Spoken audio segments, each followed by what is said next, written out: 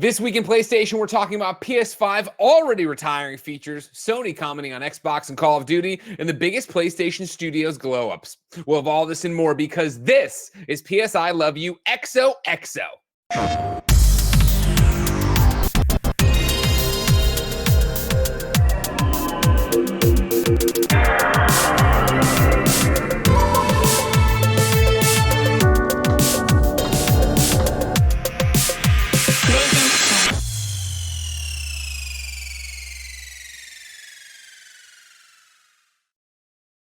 Welcome to the show, everybody. That's Blessing. That's Jake Baldino. I'll get to that. I'm Greg, and you can get this show on patreon.com/KindaFunnyGames. There you can watch us record it live and get it ad-free and get it with the exclusive weekly post show. If you have no bucks to toss our way, support us on the Epic Games Store, Fortnite, Rocket League, and more with the creator code KindaFunny.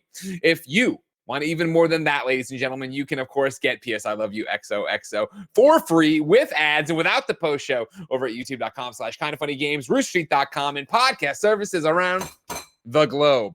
Next week, we are doing the PS I Love You XOXO bracket, PS Indies, the darlings. We need your feedback for it right now. You can go nominate your favorite PlayStation games on patreon.com/KindaFunnyGames. Speaking of Patreon, thank you to our Patreon producers, Fargo Brady, Delaney Twining, James Hastings, and Casey Andrew. Today, we're brought to you by MeUndies and Chime, but let's start with a PSN message from you.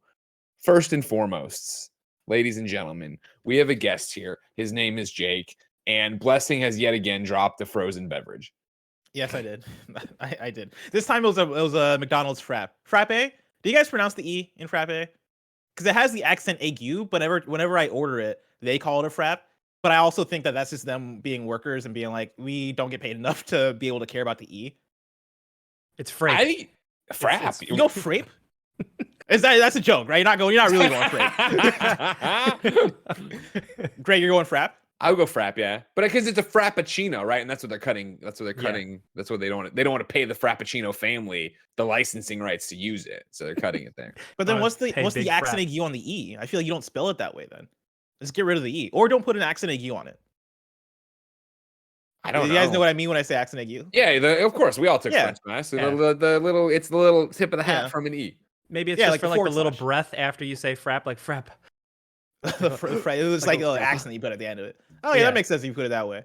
But yeah, I had the frappe. I was maybe about 2 minutes late to sitting down and actually being in the Discord call, and so I was in a little bit of a rush.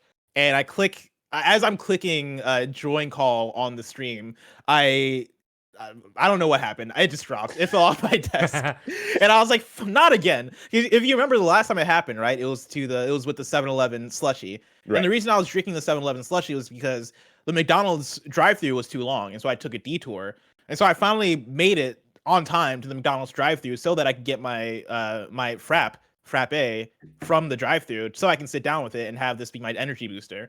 But then it dropped and spilled, and then the cup. Apparently then you sat down and did a mic test, and then you said the frappe is leaking. The cup is broken. So I had to get rid of it all.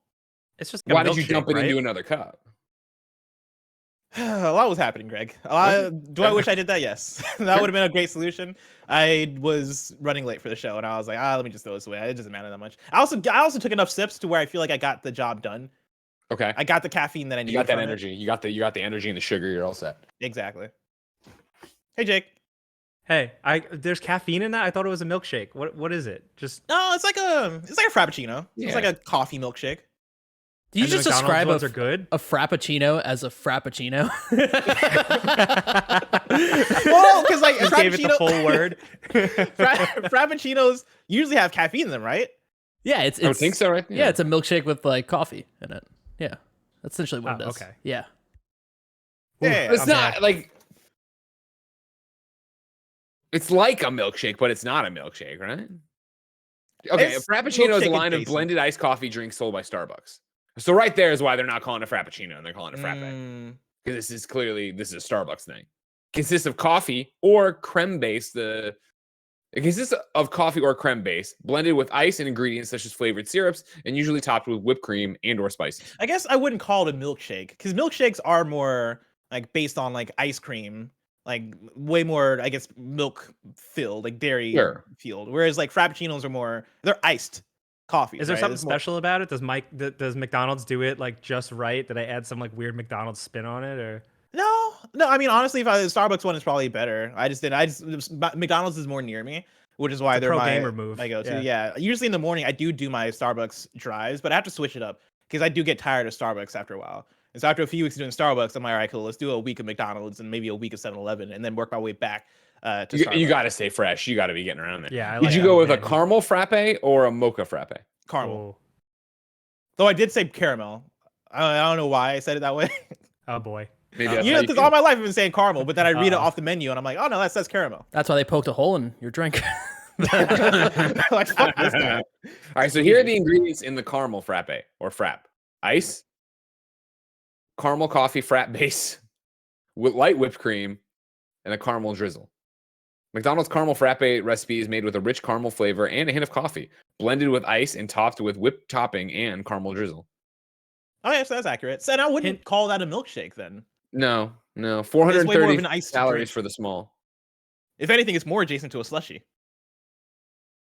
But hint of coffee implies that it's just maybe like McDonald's coffee flavored coffee, like coffee flavored coffee where it's not actually like a dose of coffee. They're like, taking a cup of coffee and going over the top of it, not pouring it, They're but just getting the grazing it. scent on it and then passing it over to you.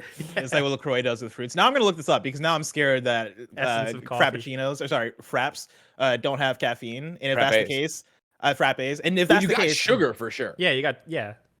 okay, that makes sense. Because I was gonna say, if this is a what do they call it, placebo effect, where I've tricked myself into thinking that I'm caffeined up, but really I'm not. That'd be really impressive. I've been doing it for that long, but it probably also could just be the sugar. Because I'm sure there's Yeah, total massive sugars are amounts of sugar in it. 55 grams. I don't know if that's good or bad, but that's how much you got in there. Sounds That's pretty correct. Sounds is That's that bad? I don't know. 55 grams of sugar? That sounds like a lot. Yeah. Yeah, that's a lot. Well, I mean, how many? You don't know how many grams in a day am I supposed to have of sugar? I'll look that up. Thank you very much. Frap, and this is from a website I've never heard of. Frap is one of the most famous drinks worldwide, originating in Greece. Can't be right. Which is made from instant coffee powder or any regular coffee, sugar, milk, and water. Frap at McDonald's is available in many other flavors. The caffeine content in each size is 75 milligrams, 90 milligrams, and 130 milligrams, respectively. So there you go. There's some coffee in there, or some caffeine in there. It's 56% your daily value of saturated fat. Ooh. Oh no! All right, that's it. Hope you like that for lunch. Thank God I threw it away. Jake Baldino, how the hell are you? Hey, I'm okay, except I just realized that my air conditioning died. So this is It's gonna get hot. this is Oh, gonna be a no. wild one. This is Where gonna are be you wet based and right now? wild. Where are you Very, broadcasting? very happy. Say it again. Where are you? Like what New part York, of the- which is currently experiencing a heat wave. Oh yeah. Oh, that's gonna be no. hot. It's like That's gonna be 90 hot. degrees here, and here that's like hot. So Fahrenheit for all the European listeners. Sure. So yeah, I'm starting to feel it, and this is gonna be good. Yeah. Well, we will keep eyes on you to see how sweaty you get. Jake, if people don't know you, who are you on the internet? I'm from various places. I'm the Game Ranks guy. I do the Before You Buy videos. You've probably seen the thumbnails. I also host the Friday news show for like 7 or 8 years now. I call it like the Philip DeFranco show, but for video games. Sure. And then I'm just doing my own YouTube videos, and I have a new podcast with Skill Up and Lucy James and The Completionist called Friends Per Second. That's been keeping me pretty busy. Just a busy boy. Well, are you ready to stay busy with us today? Yes, thank you guys for having me. It's been a long time coming. I feel like, you know. I know. Yeah, we've talked forever and never actually. Yeah. I've never had you on one of the shows with Yeah. me. I'm sure you've done something with Tim. You know what I mean? I don't know. Just some weird Breaking Bad stuff with these weirdos. Exactly. Nobody cares. You know what I mean? And nobody. I want cares. to What? compliment the Tony Hawk's Underground poster you have in the background. by the Fantastic. way. Thank you. It's a choice. lifestyle. You know, it's You just gotta how rep is. it. And also shout out Now- to the hot dog on your left. Or I was maybe on actually your going to right. ask. I'm like, you're not going to mention the hot dog. Wow, that's the first. Is that a person. reference, or is that you just like hot dogs? It's just a hot dog that we stole from Target. Okay. Like a cardboard standee from like Sure. back when Target first started having food.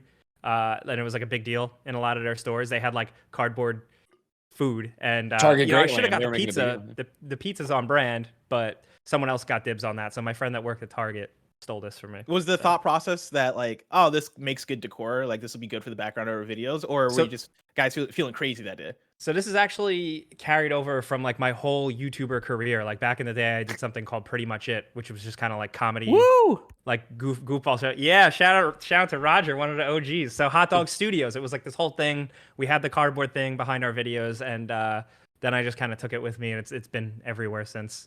Hell And yeah. it's just it makes people uncomfortable. Sometimes I guess like people from some countries that watch on YouTube don't know what this is. I have so many people that comment like, what is that? Or they comment like, what is that weird hentai tentacle? And I'm like, Wow. Okay. that's not, That's one that's way a to hot dog. interpret the top of a hot dog when you see it over there. Yeah. That's clearly a hot dog. I don't know. I feel like it's trust just those maybe people. maybe cropping that would get them, maybe, right? Because they've got to understand what a hot dog is.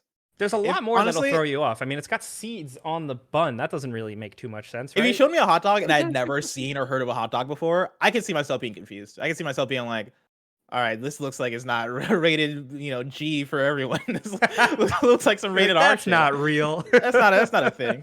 This is a weird looking wiener. I've seen one weird looking wiener once or twice. Haven't we Wes, all? for Tony Hawk's Underground back there, talk to me about where were you when you fell in love with Tony Hawk's Underground? Where was Oh I? boy. Or was Yeah. Jake?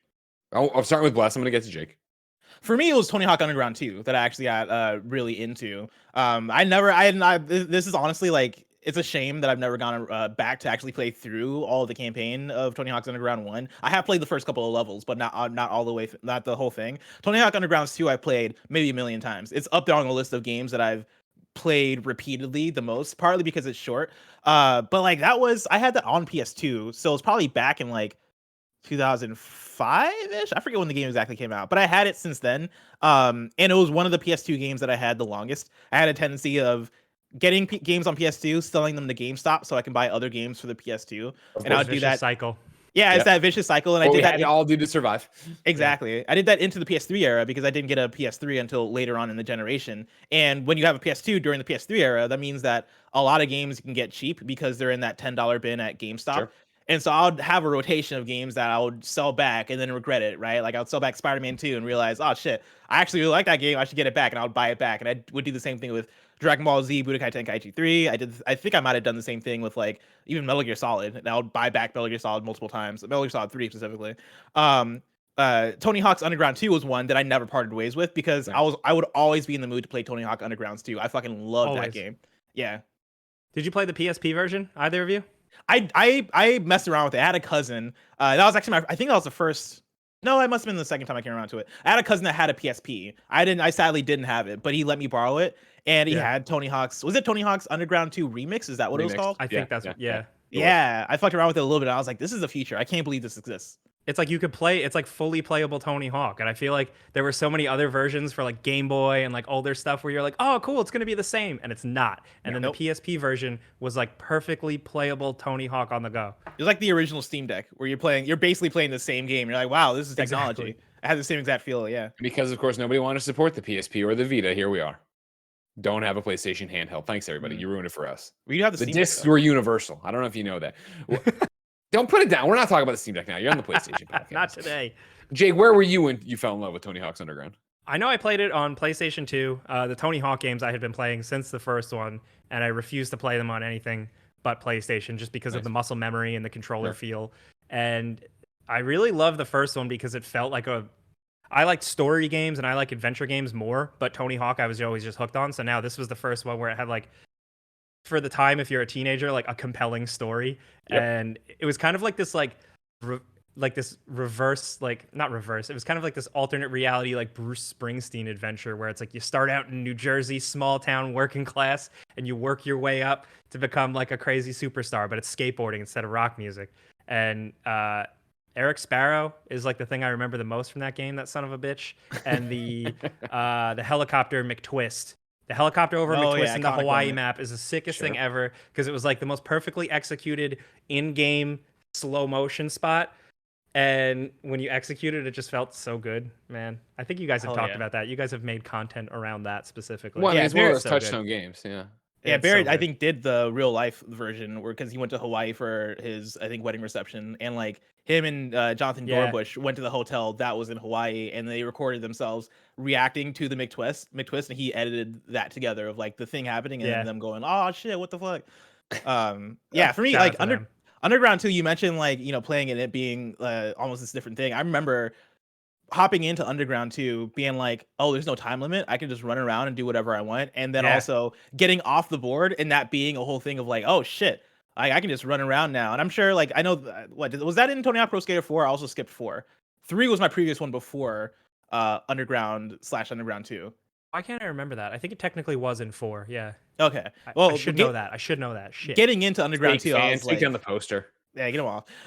Getting into Underground 2, that was my first time being introduced to like a lot of those new mechanics that I hadn't seen since 3. And so there was that. There was the sticker slap. There was like graffitiing on the walls. You're taking missions from characters that are in the level, right? It had more of an RPG type gameplay flow to it, and that blew my mind. I was like, oh shit. Let alone the story stuff, which in Underground 2 specifically, it was more based around the characters of Jackass.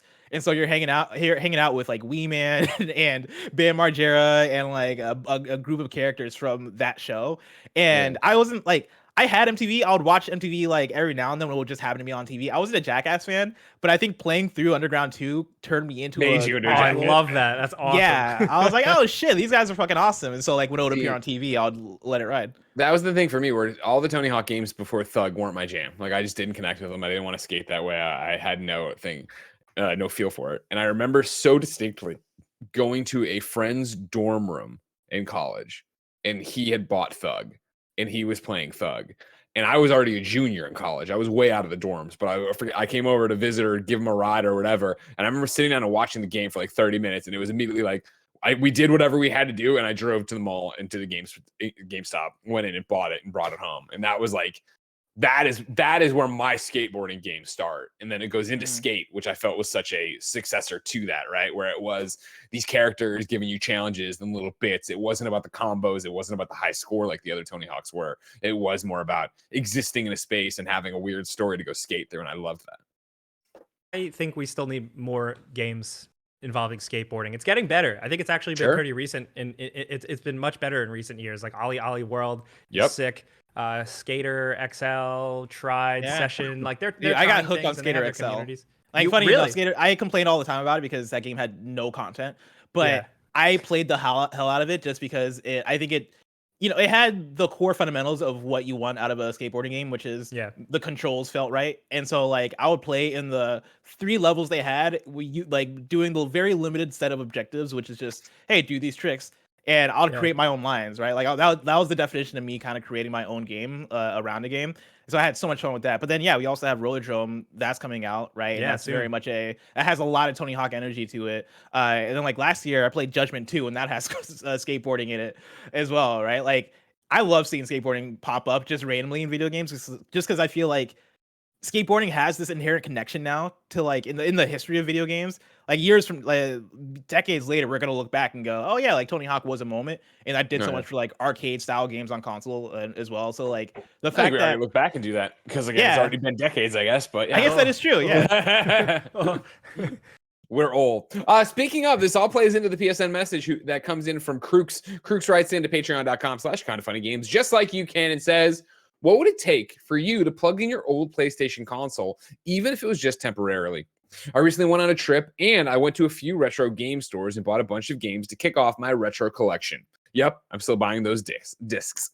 I don't know if he's buying discs. He's just buying discs. Back home, I tested each game to see if they work. For some, I went nostalgic and playing them a bit differently. Ultimately, I decided to leave my PS3 plugged in and get those sweet, sweet trophies. So, what would your reason be to plug any of your old PlayStation consoles back into your setup? Jake Baldino, do you still have any of your retro consoles in quotes plugged in? Not plugged in, but the obvious answer, and I have done this just a couple of years ago, PS3 for connecting the Vita and putting Metal Gear Solid on it. I still think that's like such a great place to play it, and the only way you can get it on the Vita is through plugging it into the PS3, or at least that's how it was. So that was the most recent reason why I did it. It was a pain in the ass because I had to like dig it up. My ultimate dream is to eventually have enough room to like have old things set up, but in New York, that's like, you guys get it. Like we're in San Francisco, it's very small similar. Life. See, I don't even know if I grew up with, and I'm sure as you guys have already mentioned it, and then most people who are listening or watching are very similar, right? Of like, my parents were all about me having a hobby, and they liked that I liked games, and it was cool that I was going to write about, but it wasn't like a blank check to go buy every game I ever wanted. No way. So I was definitely played a game, beat a game, trade the game, get a new game. And that's how I kept going. And so like for me, every system was I'm bringing in all my games that I have and all the systems, and I'm going to sell all that back to Funkoland or Electronics Boutique, and I'm going to fund the next purchase that way of it. It wasn't until PlayStation 2, which was my first, and I guess I'm playing fast and loose with this, but like PlayStation 2 was the first thing I ever bought with my money. Like that was like my first real thing that I bought, like of a major significant purchase. And that was like the first time I ever straight up bought something. I guess my parents had given me consoles for Christmas, so I'm a little bit weird, but I definitely like at SNES, I had to trade and ship and all that stuff. But I have those moments of like, you know, on my Steam Deck, I have the Master System Ghostbusters, and it's like, man, it'd be cool to have the Master System and go. And it's like, I see these kids on Reddit that are in the middle of the country and they have the gigantic entertainment center and they have every console on every shelf. And I'm like, that looks cool, but I would never use any of that. It's a lot of work. Think about cleaning it all. Think about all those shelves that need to be cleaned, the cables that need to be managed. Like, I want to do it, but I also like want to retire to that. I want that to be like my Luke Skywalker and also, hermit life. I think we're also so used to modern day gaming, which is nowadays a lot of the time digital. And so like even on my PS5, if I have a disc game, I'm like, oh, why did I do this? Let me just rebuy this game on digital so I don't have to like sift through discs and exchange out the disc, because that's enough for me to go, I don't know if I want to do this. Oh, you're a piece of shit too. That's what I call it. I'm like, I do that sometimes, and I'm like, you're such a piece of garbage. What are you doing? It's like childhood me would be so upset with modern gaming. It's like, you have all these video games, you don't want to play them because you want to stand up and switch out the discs, and I'm like, yeah, man, like scrolling is so easy to do on my console. And yeah, if I had like all of my consoles throughout my own gaming history still set up, and I'm like standing up to replace my N64 cartridge or put in a PS2 disc, that sounds, I don't know, man. That like, well, I mean, you say that, but it's like go into your RF splitter or whatever to get the coaxial cable to switch it over to play. You want your original NES. I mean, I'm sure there's ways to mod it and do a million things, but like, I still think of it that way because that's how I did it. And I would never know how to do that. I mean, I probably gave up on it in probably 2016, I want to say, for my PS2, because I still have my PS2 in a tub in my closet. But at the time, I had my PS2 set up because there was a moment where I was like, man, I really want to just go back and play these arcade games I love. So it was Burnout 3 and Base Volume 2 and probably Tony Hawk as well. And at the time I had an HD TV. It was like a 720p TV. And so for that, like, luckily enough, the TV had the right inputs to where I could connect it that way. But now, like, if I wanted to set it up, I would have to buy some kind of weird, like, I don't know, extension cable to then like, or converter cable to then convert my the 3 colored cables to the HDMI in order to make it work that way. Like, nobody wants to do that. So what is the game that you would think would make you bust it out? Because immediately what I went to is what happened to me a couple weeks ago, where I was seriously considering going and getting the PS3 and bringing it back out and playing more Peace Walker. Me and Bless, when Bless started here in 2020, he had never played Peace Walker. We did a whole book club for it. Obviously, it is one of my favorite games of all time. And I was like so into it, but then we got distracted by other reviews. And so when there was a quiet moment here 2 years later, I was like, I want to play more Peace Walker, but do I want to go bust it out and then I don't have any PS3 controllers anymore, so I have to use, the DualShock 4 and have that tethered to it with the cable and all this stuff, because blah blah blah blah. I was hoping Barrett would get there in the Metal Gear Solid playthrough, because that probably would have been my answer too, because I didn't finish Peace Walker and I've never played through the entire thing of Peace Walker, and so when Barrett was doing his Metal Gear Solid 1 through 4 playthrough, I couldn't wait for him to get to Peace Walker. That way I could pick it back up and play it co-op with him, and that would be the thing to get me to dig out a PS4 to play, either that or if I wanted to play MGS4 again. But yeah, like, that's probably the answer for me as well. Yeah, mine is Metal Gear Solid 4, 100%, just because that thing is like buried. The other thing is probably, if I still had my old PS2, I would specifically dig it out for very specific things, like horror stuff. Like, I would do like Resident Evil and like Silent Hill 2 and 3, because there's something about like I don't want to emulate those. I don't want those like remastered, up-res or anything like on a nice OLED. Like, I want them in their old kind of creepy way, a little fuzzy, bad speakers. Like, I feel like that's part of the whole like horror. Like, I would love to just like in the fall just like hook up my old PS2 and play through. Well, it's like, and again, back to the people with the giant setups, and our friend Eric Castro has been, going through, and he's super obsessed with retro gaming now. But like, he's picking up like tube televisions so that he can play them on, and like, that would be the way you have to do it. Because anytime I put something retro onto the giant flat screen or whatever, and it does that and it smooths it, and you're like, oh my god, like, it looks weird. I understand we have rose tinted glasses for everything that came before, but this is not it, brother. I don't want to see it like this. Blessing, are you ready to move on to topic of the show? What did you do? Why did he just mute himself? What did he do? What happened? Oh, Did he his drop mic the is broken. Frappuccino on his microphone, and now the no. microphone doesn't work, Jake? Jesus No, Christ. I wasn't prepared for that. But, I just heard a tap. I don't know what happened. There we are. I muted my a quick cough, and I tried to unmute it, and it wouldn't unmute. And so like for some reason it timed out perfectly to where you then called on me, and I was like, ah, shit. It's time for topic of the man. show. This one comes from a young boy named Blessing Adeoye Jr., who asked me on Kind of Funny Games Daily the other day about the biggest glow up for a studio. And then when we started rattling off, we realized it was more of a PlayStation topic than anything else. So, Blessing, for Jake and me and the audience, explain what we're asking here. Yeah, so I this was rooted in, I was listening to a podcast earlier this week, and they were talking about Beyonce. Sure. Funny enough, and they were talking about how, like, does. as everyone does, because you gotta talk about Beyonce, because she had a new album come out and it was really good. But the conversation was around how the second half of Beyonce's career, she skyrocketed compared to where she was in the first half of the career. I know that reference is gonna work on only a percentage of the audience, but just know that Beyonce in the last decade and a half has been impeccable, right? And Destiny's Child, great as well, but here's my thing about it, not to get into the weeds on this analogy, because I'm with you and I understand it, but like Destiny's Child was so long ago. So when do you think that Beyonce really hit her stride and went to the stratosphere? Greg, I love this. Sasha Fierce, I think. But Sasha Fierce is a good one to call out. For me, it is. I need to figure out which album came first. I think it was 4. She had an album called 4. That I think was the album after Sasha Fierce, and for me, that's where shit really popped off. 4 had that now. That's one that, like, if you go through the track list, it's like hit for hit for hit, right? She has Love on Top. She has Party featuring Andre 3000. She has Countdown on there. She has let's see, End of Time, Run the World, Girls, Best I Ever Had, like, or Best Thing I Never Had. Like, that is an album full of hits, right? And Sasha Fierce, when was that one? the hits. That was 2011. Okay, so that's like the last decade, and I feel like that's when people started to go, oh, Beyonce might be one of the best performers, period, in pop music. She might be up there, like, among the best. I think Sasha Fierce was like maybe a step up from what she had done before. I think it was like the stepping stone to get her there. But I think 4 is what cemented it, and that went on to then her releasing the Beyonce album, and then Lemonade, and now this latest album. But I digress. It's not really the thing that matters in this conversation. That led to me thinking about video game studios. Like, are there video game studios that have had an impeccable second half of their career compared to their first half, right? And, like, if we want to make this conversation even easier, we can constrict it to the last couple of generations.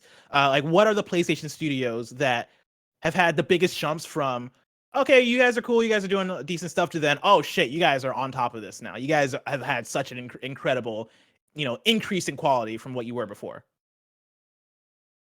I mean, the answer's got to be super simple, right? It's got to be, if we're talking about the glow up of PlayStation Studios, it's got to be Housemarque.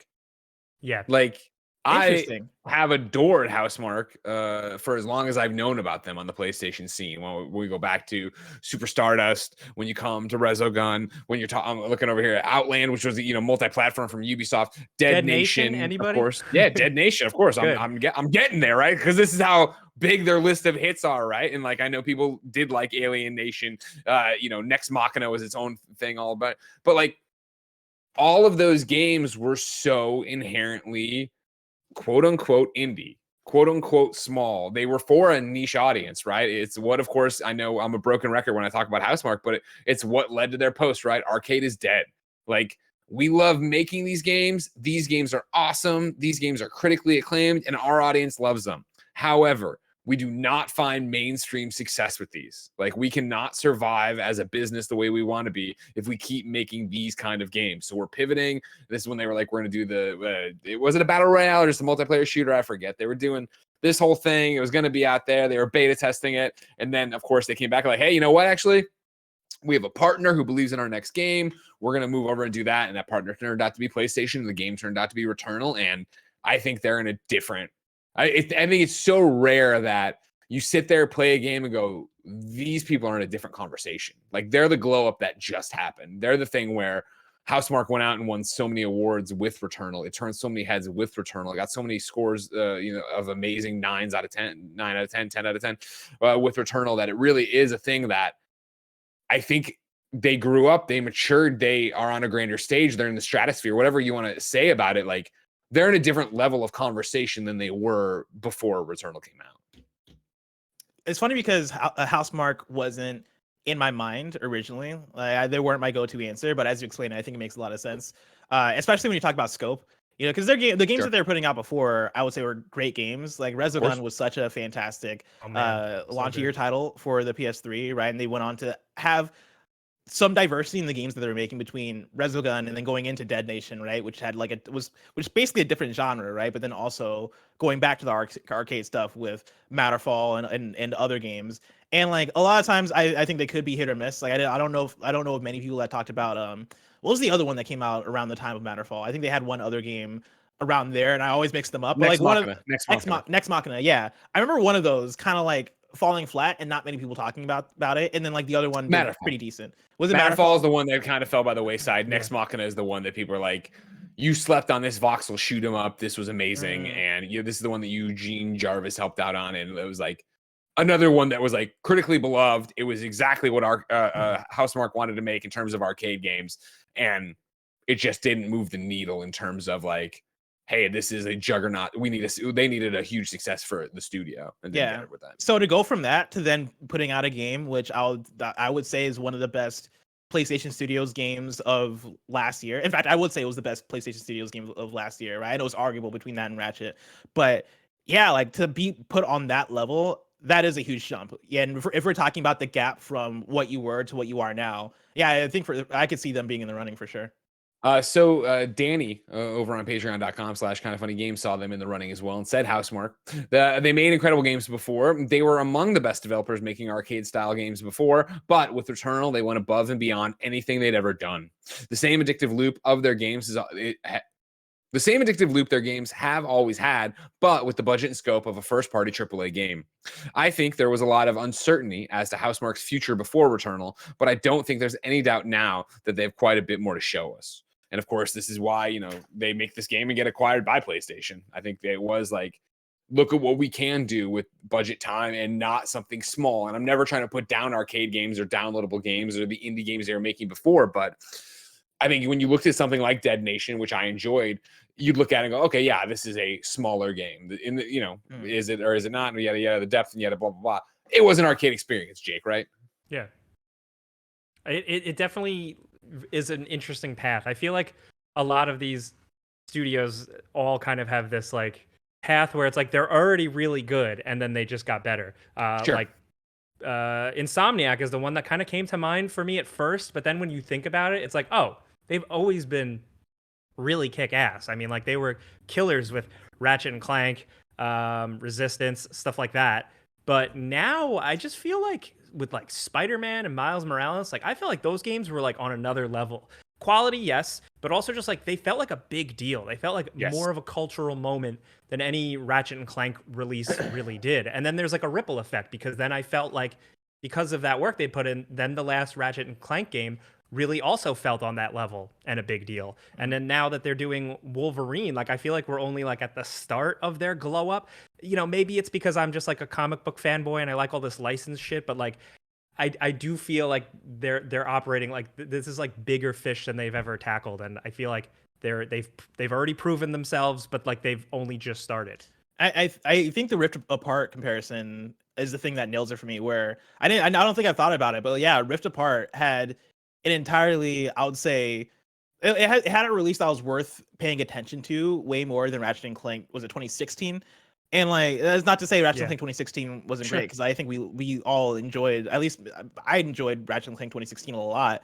But like Rift Apart had a different importance to it, right? And I think that is an Insomniac that is post Spider-Man and has a lot more eyes on them as a studio specifically, right? Like I think before it was, oh yeah, Insomniac, they put out Ratchets. Oh yeah, they made Sunset Overdrive. Oh yeah, they put out the games that we like. But then after they put out Spider-Man, right, and then follow that up with Spider-Man Miles Morales, I think that puts their name recognition on the level of a Naughty Dog or a Sony Santa Monica, as in the way that it's like, oh, if Insomniac is putting out a game, I am paying attention to it. I have to play this game. Like this is a thing worth paying attention to. What I think is interesting about it is, and I definitely see Insomniac being on this list of glow ups, but what I find fascinating is that I honestly think their glow up right now is actually like the bounce back from a dip. Not that there was a dip in quality to say, but it was that Insomniac, right? Spyro, Ratchet and Clank, all these Ratchet and Clanks, then into Resistance. You're talking about like, hey, we were making great games on the PS2. We were making Ratchet, but the more they made Ratchet, the less of I think they had an impact on it, how great Ratchet was, right? So again, when you become a known quantity and you know, oh, that game's going to be good, that game's going to be fine, but there's been a million Ratchet games, do we really care? Resistance has its audience, obviously, but it never went as big as PlayStation wanted it to be, and it maybe never was, you know, this franchise that everyone loved, otherwise it would still be being made. And then you get into, as you look through their gaming history, right, you get into this, we're not owned by PlayStation, Ratchet isn't killing it like it used to, and we've made so many of them. Resistance is over, so this is where they branch out and they try to do something with Fuse. They start doing a whole bunch. Fuse! Oh my God, I forgot about that. They do Fuse. They do Sunset Overdrive. You know, both of these, like Fuse, obviously goes through the huge art style shift and is its own thing and just totally put out to die by EA. Yeah. Sunset Overdrive, an Xbox One exclusive that is fun, but not enough for people to adopt on this system that isn't selling at the time. Then it's like you see them start doing a whole bunch of iOS stuff. You see them do Song of the Deep, which I adored, but Song of the Deep is such a, again, studio at drift kind of thing of like, well, we don't own Ratchet and we're going to make a whole bunch of stuff and we're going to go make cool stuff and we're going to look for cool partners. And GameStop's like, we'll be that cool partner. And Song of the Deep, sure, let's make Funko Pops and t-shirt. And like, nobody knows what this game is yet. Should we really be making this much merch for it? Yeah, totally. It's going to be our game publishing label. We're going to treat everything this way. And it just, they tried to make it such a big deal, GameStop, that I think no matter how much I love that game, and I still have the book and I read it to Ben upstairs, like, I adore that game. I adore Marin, right? Like, it was just set up to not be able to be as big a deal as they wanted to. And then they start doing all the VR stuff, and you really feel that they lose an identity in a way, right? Where it's like, Insomniac makes great games. Well, here's this one that EA fucked up. And here's this one that was on Xbox that you didn't play. And here's this one that GameStop didn't market correctly. And then there's a bunch of VR stuff you probably haven't seen or heard from, but it's good. You know what I mean? Like, to get Spider-Man as the IP, give it to Insomniac, PlayStation buy Insomniac, right? And then Miles Morales, and then Wolverine, and then yes, having Ratchet and Clank drop a Rift Apart, right? Like, they are on a glow up, but I think it's not so much a glow up as a return to where they rightfully belong, where they should be this studio that everybody goes, holy shit, I can't wait for the next Insomniac game. I can't wait for Rift Apart. Well, I think it goes to the MVP conversation that we've had before. When we talked about it last year of like, who's the most valuable player right now for PlayStation Studios? I think Insomniac is right there, to the point where they go from what you're talking about, right? Like, putting out the Fuses, putting out Sunset Overdrive, which great game, but didn't perform that well. Putting out Song of the Deep, having these games that weren't what we view as like, oh, these are the big AAA exclusives that Insomniac can do and they have the skill for, to now being a studio where, like, if you gave Herman Holst and Jim Ryan a gun and go, hey, you have to kill one of your studios between Sony Santa Monica, Naughty Dog, and Insomniac, their knees are buckling. Like, that's not an easy decision to make. Insomniac is now like one of the ones where it's like, yo, they're a staple, right? Like, if you lose Insomniac, you're losing a lot as PlayStation, because that is Spider-Man, which is your fastest selling franchise right now in terms of the first party stuff, right? Along with a studio that puts out a lot of games in a shorter amount of time than a lot of your other studios. You know, they went from Miles Morales into Ratchet, right? And they have 2 more games announced right now. Spider-Man 2 is supposed to be next year, apparently, and Wolverine is sometime. That's going to come someday, right? And like, knowing Insomniac, I bet that's probably 2024 or 2025. That's a lot of games in a 5-year period, in a 6-year period. And I hope they fucking keep crushing it. And I don't see why they wouldn't, right? Like, I can't wait for the Wolverine game. I can't wait for Spider-Man 2. Yeah. And there's always that thing, is they stretched too thin? Are they doing this thing? Blah, blah, blah. Like, my hope, honestly, and I know I'll probably be tarred and feathered, is that I'm hoping they're making smaller experiences so they can turn them quicker. Like, I was so thrilled, Jake, with Spider-Man, the DLC for Spider-Man, which actually was kind of weak, but I was happy for more Yeah. Spider-Man content, Yeah. and then Miles Morales on that cadence. Like, I would love it if we were getting games at a faster clip. So it was like, hey, guess what? We're getting comic books. We're getting these issues. Like I find myself now with how they're set up now, I'm more excited for the you know, like the games that are slated, but then like they do a like, you know, two for them, one for me, like that type of thing. Like, you ever have like a director or a creative team that you really dig, and then like, you know, that they just put out a crazy thing, and then they're like, oh, they're gonna take that money and make something weird and chill. Like Scorsese will do a mafia movie, and then he'll do Silence, which was about like Christian monks in Japan, and it's like, that's weird, but it was cool. So like, I'm hoping that like Insomniac now can take what they've really built and just how they crank out these games and try, you know, I don't want to say Fuser 2, but just like exactly maybe a Song of the Deep 2 or something like that. I Yeah. love a Song of the And Deep too. like, it's funny enough, like, you know, I oftentimes will compare what studio am I thinking of? I think it is Obsidian, right, to Insomniac. And I never even thought of the fact that, yeah, Insomniac put out Song of the Deep, which, you know, Obsidian's about to put out Pentiment, right? Which like is a similar, hey, let's put out a smaller game, let's make it weird, let's put out a small team on it.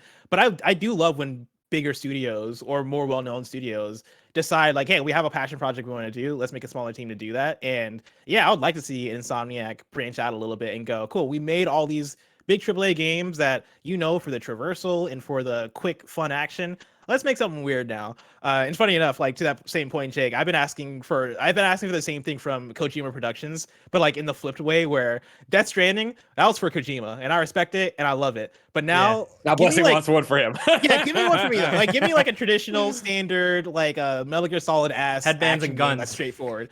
Yeah, Yeah. like just give me a main character because like playing Death Stranding, it's funny. It's like as I was playing, because I played it all the way through for the first time earlier in the year, and as I was playing through it, I kept thinking about how incredible the production value is in that game, and how good that game feels to like play, and how good the environments look, and how well designed they are for the kind of gameplay that it has. I can't believe that game has as much detail and fidelity that it has, and it's a weird art game.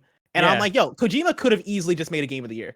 But he Yeah. decided he wanted to make just a weird ass depiction of post-apocalyptic America with, you know, symbolism about connectedness and the Starring a internet. weird cigarette dude.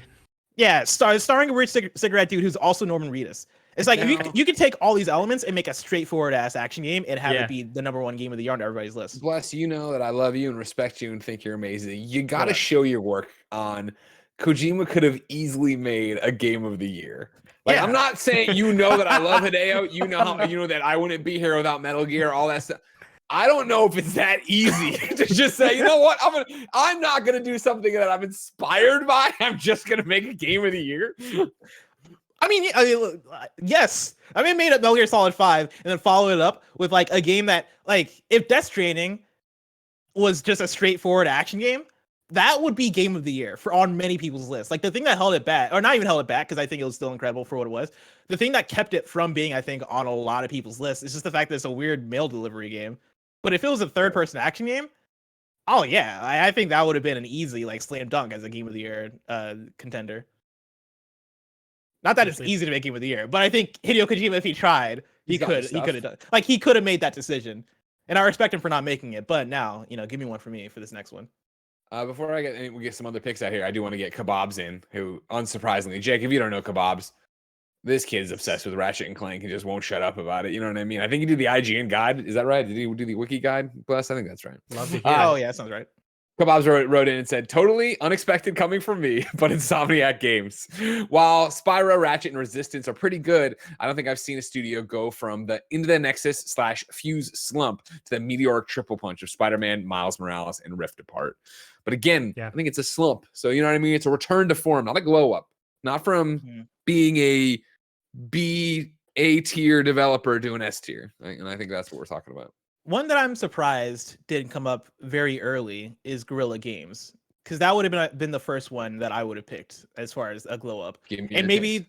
maybe, and I, as I did some Googling as we've been talking, it might be more of a me thing than just a Guerrilla thing, because I was never a Killzone person. I never really liked Killzone or had the reverence for Killzone. Like, you know, and honestly, the only Killzone that I really tried was Killzone Shadowfall, which I know got like Oh, I don't. honey.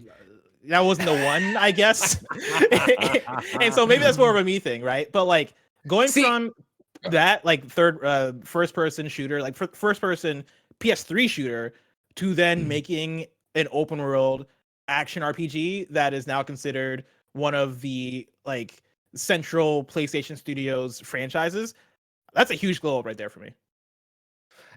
Yeah, I hear you, and I think that Gorilla is very much in the Insomniac, and pretty much exactly the same case of Insomniac for me personally.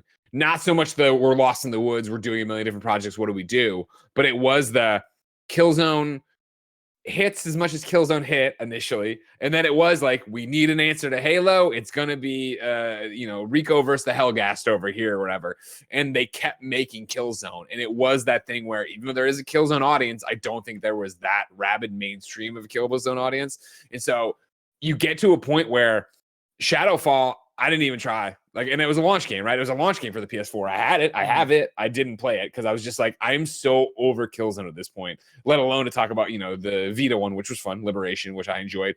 Like, I'm sorry, Liberation was PSP. The top-down one was awesome. You got it. I believe in you. I can't remember either of them. No, I mean, I'm not Googling gonna get it. Oh, I got it. Killzone Warfight, Do you want me to say it? Gunman. You Well, got it wasn't. It was.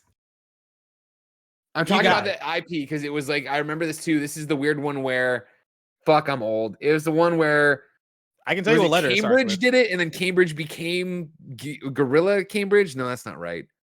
Because it wasn't a Gorilla thing. It was somebody else made it, but then that studio got bought and turned into whatever it was. Killzone Mercenary.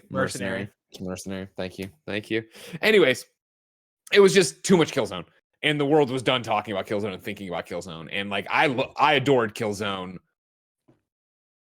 2, 3, which Three was the GOAT. 2 was the best part of 2 was the IGN exclusive trailer where the gameplay, it looked like gameplay, but it wasn't, and everybody thought it was real because we all were watching it in 240p. Yeah. And that was the one that was the huge deal that like ruined their reputation for quite some time on So the internet. Of like, what I Googled, right? I like looked up the Metacritics for all the Killzones because I'm like, maybe I just have not a great idea of how good Killzone is. Killzone 2 has an impeccable Metacritic. It's like it's a 91 on Metacritic. You want to know one of the reasons? It's a must play. And again, let me open up. Killzone 2 came out in North America February 27th, 2009. I distinctly remember getting code for that game like January 4th or something ridiculous.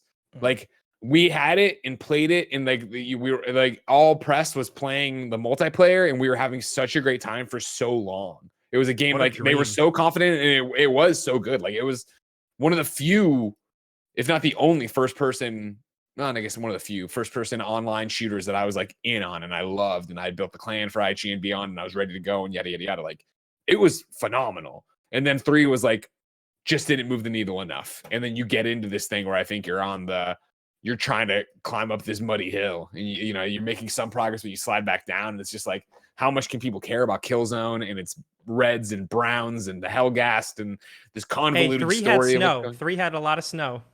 Wasn't that Shadowfall? That was Shadowfall. That was Shadowfall had like beautiful trees or something. Yeah, Shadowfall was the colorful one that, right? I don't remember. No, 100%. Yeah, Shadowfall was the super colorful one. I don't know what 3 was. Yeah, 3 was a lot of snow because they had like snow Hellgas that were like really cool. Yeah, you're right on that one. Yeah, but it was this idea of like, it just became a thing that if you weren't playing these first person shooter games, how do you know that Gorilla's a good studio? It was like, and then it was like, even when they started talking about branching out, they wanted to do other things, and like that GDC presentation where they talked about 3 different games they're working on, like, really, can you do that? Because you're just the first person shooter guys. Yeah. And so like I totally get why the jump from Killzone. Oh God, he's gone. Oh Lord. Hard shut. Just Gorilla was listening there, like, oh, what he's got to say about Killzone? Get him the fuck out of here. It's gonna be one of those shows. Discord just like, I'm gonna update. Bye. Oh yeah. But But it was the whole show. I've noticed Discord being weird, and so bear with us. somebody else. The jump from it makes sense. But again, we're not alone. Cameron Kennedy wrote in, said Guerrilla Games easily. I think all of Sony Studios stepped up their game last gen, but for the most part. But Killzone was never a franchise loved like Uncharted, God of War, Ratchet and Clank. There's an argument for Insomniac for sure, but I think it won't be until Spider-Man 2 where we see the full extent of their glow up, which I don't agree with, but I'm glad you're here to talk about. I will say, I think another reason I put Guerrilla in there is because for me, they're the first Sony studio during that PS4 generation post Last of Us, where it was, oh shit, we got something with Last of Us. How do we turn our other studios into this kind of prestige? Oh, like they're putting out games that everybody needs to tune in for, right? Everybody needs to pick this up because it's doing something with narrative and fidelity and gameplay that like hits on all levels. Horizon was the first one, I think, that came through and really cemented, oh shit, okay, cool, you are now in that conversation of like developers to pay attention to overall, in that shift from what they were to what they then became with Horizon, and then that filtered into other studios, right? Like Sucker Punch with Ghost of Tsushima and Ben Tried with Days Gone. And so that's an interesting one. I think. I think Last of Us is the game that cements what PlayStation's reputation is and what a PlayStation game is going to be, a first-party game. But I would say Uncharted is the one that got us there. I think the success of the groundswell of Uncharted 1, sure, but then the success of Uncharted 2 really becoming this, holy shit, like people really like these narrative games and this kind of thing. We can just tell stories. And then obviously pre-pro on Last of Us and where they're going with that. And Uncharted 3 is right around there too, don't get me wrong. But I think it's more interesting that I think that's where it starts to germinate of like, wait, what do we do with that? And that's where you see Guerrilla start switching. That's where you see, Sucker Punch, who had already switched, I guess, if you want to say, with Infamous, right? They already had Infamous going. But I think what I found so impressive about the glow ups, because there have been so many, and I think, the reason we don't even bring Naughty Dog into the conversation is that they've just been fucking killing now for multiple generations. But it was the idea, and this is going to sound so stupid because I definitely don't know what I'm talking about, but I play a lot of games where I know I need to do this, where you have to cycle the crops in a field.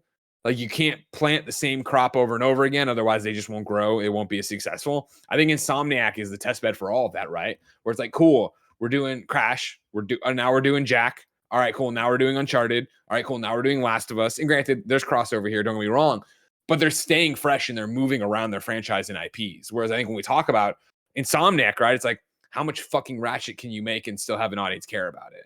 How much Resistance can you in the same breath too? Especially when it's not a juggernaut, right? Like Uncharted gets 4 games, and right now, for the majority of PlayStation fans, if you were to say we're putting out a 5th one, everybody would be like, fucking dope, let's go. Whereas if you're like, for the majority of PlayStation fans, and I understand I'm bringing a very specific group to the comments right now. If you were to say we're making a 4th Resistance, people be like, ah, fuck, really? We're making a 4th another Killzone. Fuck, really? Like, is that really what we want to be doing right now? Like, I think you can keep running with an idea if it's great, but you can also move around. And I think that, does so well. And I think, again, it's why people were excited about Rift Apart after, Spider-Man, because it was like, oh, we've had time since Ratchet game. And now we've been reminded of how great you are. And this is kind of a little bit off topic, but like, we've been talking about phases a lot when it comes to PlayStation and when it comes to Marvel as well. But us talking about this, right? And you talking about the switch ups of you have to stay fresh and all that makes me wonder when we get to that point where we're starting to see the phase switches across all the Sony studios, where it is, all right, we put out 3 Horizon games and people are tired. What's next for Guerrilla, right? And that's probably going to coincide around the same time that a Sucker Punch would switch up of like, oh yeah, we put out 3 Ghosts. Let's switch up the franchise, right? I think that's about to happen with Naughty Dog, right? Maybe cartoon after this games next again. Last of Us thing. Let's all go back to platformers. Yeah. Now I have a question. This is now spoilery for Horizon Forbidden West. Do you think Guerrilla has overstayed its welcome with Horizon? Because I think they got one more in them. At the end of Zero Dawn, I was like, let's fucking go, right? And then we got Forbidden West, and leading into it, I was like, ooh, this looks very similar, and that's cool, that's fine, but and Forbidden West, a fantastic game. So much fun. What a world to explore, all these mysteries, yada, yada. But to get to the end and have it be such a cliche cliffhanger, have it be such a, we did the thing, but the real threat, and it's just like, oof. I do not find myself, I am not champing at the bit for a third Horizon game right now, and I don't know if the fire will be stoked by the time that one comes, especially if they don't get nuts with it. And again, full spoilers, if they don't send Aloy to space, if we're not fucking like, I don't like, if we're still just on the continental United States, like, Yeah. all right, cool, I'm fighting a Thunderjaw again, but okay. She needs a gun arm. I've been saying that for a long time. I would love that. I got one wild card for you guys. Please. Team Soho. Remember Team Soho? Anybody? They were technically a first party studio. They were a London-based studio. I have their list right here. In the 90s, they worked on like NBA games, Porsche Challenge. In 1998, a Spice Girls game, Spice World. This is football. And then in 2002, The Getaway. And that's a glow up. Now they're Sony London then, right? Or is that Yeah. when they got destroyed, they then became? Yeah. I believe that's how it's broken down, because they were SCEE internal development team. Yeah. And God, that was then a long time ago. that was a long time ago. But that's going from weird dumb games to peak cinema, if you ask me. So if anything, I feel like The Getaway and Team Soho like leaned up against a wall to get their health back, so Uncharted could run. If we count Blood and Truth in that, I'm right there with you, because I fucking love Blood and Truth. Yeah, nobody talks about that. That was nobody awesome. talks about it. It's so good. I was listening to the soundtrack legit a week ago, because like the soundtrack I think is the most underrated thing about it. They got UK grime artists rapping on the soundtrack. Over the soundtrack that is like a movie score at the same time. Like it is fusing those two styles, and it works so well, and it's hype when you're playing the game. I also got literally have the vinyl in my closet right now for Blood and Truth. That's how much I fucking love that soundtrack. That is legit. That's awesome. Yeah. You talk about weird ones. You talk about ones to toss out there. I have two for you. All right. Thomas Alley wants to write in, not about what studios had the glow up, but what studio might have the next one. Hey crew, first time writing in, and really quick, I wanted to throw out Pixel Opus as a rising star category. They've gone from Entwined to Concrete Genie to a new project where they've partnered with Sony's animation studio. They've delayed, quote, Into the Spider-Verse 2 until next year, so my hope is that they are focusing on the game and we get an announcement soon. Pixel Opus has shown they are capable of VR content too. I think that they are on the precipice of becoming Sony's next big glow up. What do y'all think? Love the show and keep it up. Blessing. Are they on the precipice, Pixel Opus, of being the next big thing? I don't know, honestly. I'm asking a question that none of us probably know the answer to. Has that studio grown? Because that has been a small studio. And Concrete Genie, I really enjoyed Concrete Genie, but it has the energy of a small game where I'm like, I finish it and I'm like, oh man, that's cute. Oh, that's cool. You know, Concrete Genie, what a cool game. But I'm not I'm not in the space of, oh yeah, they're about to make the next banger. I'm gonna be curious about whatever they make next, right? And if it has the words Spider-Verse or Spider-Man in the title, oh, I'm gonna be hype as hell. But I do think that then leads to interesting ideas of, okay, do they make a Spider-Man VR game? Because there could be something there, right? Like you, Greg, you liked Iron Man VR, and Spider-Man is one of PlayStation's biggest IPs right now. To make a Spider-Man VR game, I think does make sense if you're able to pull it off and not make people sick. But is anyone able to pull that off? Is there any way to pull off a Spider-Man VR game and not have it either be, oh, I'm just whipping at the wall, or like I'm not swinging, or I'm swinging and I'm going to violently vomit all over my house? Like that's a Mary Jane stealth game the whole way through. Oh God, don't even put that in their idea. Don't put that in there. You ask, if they've grown. Obviously, there's not like an announcement out there. They were hiring, and that's where the story came from. I'm reading from Tom Ivan over at VGC. Concrete Genie Studio Pixel Opus is making a new PS5 game with Sony Pictures Animation. Pixel Opus is collaborating with Sony Pictures Animation on, quote, an exciting new PlayStation 5 title. The Sony Interactive Studio behind Entwine and Concrete Genie is currently seeking to hire graphics and engine programmers to work on its latest project, which is being made with Unreal Engine 5. Quote, we are seeking a senior engine programmer with a generalist skill set to architect, implement, and modify runtime and tools features of Pixel Opus's engine technology in Unreal 5. The position will contribute to our development process as we tackle exciting, innovative, and creative opportunities through collaboration with Sony Pictures Animation, end quote.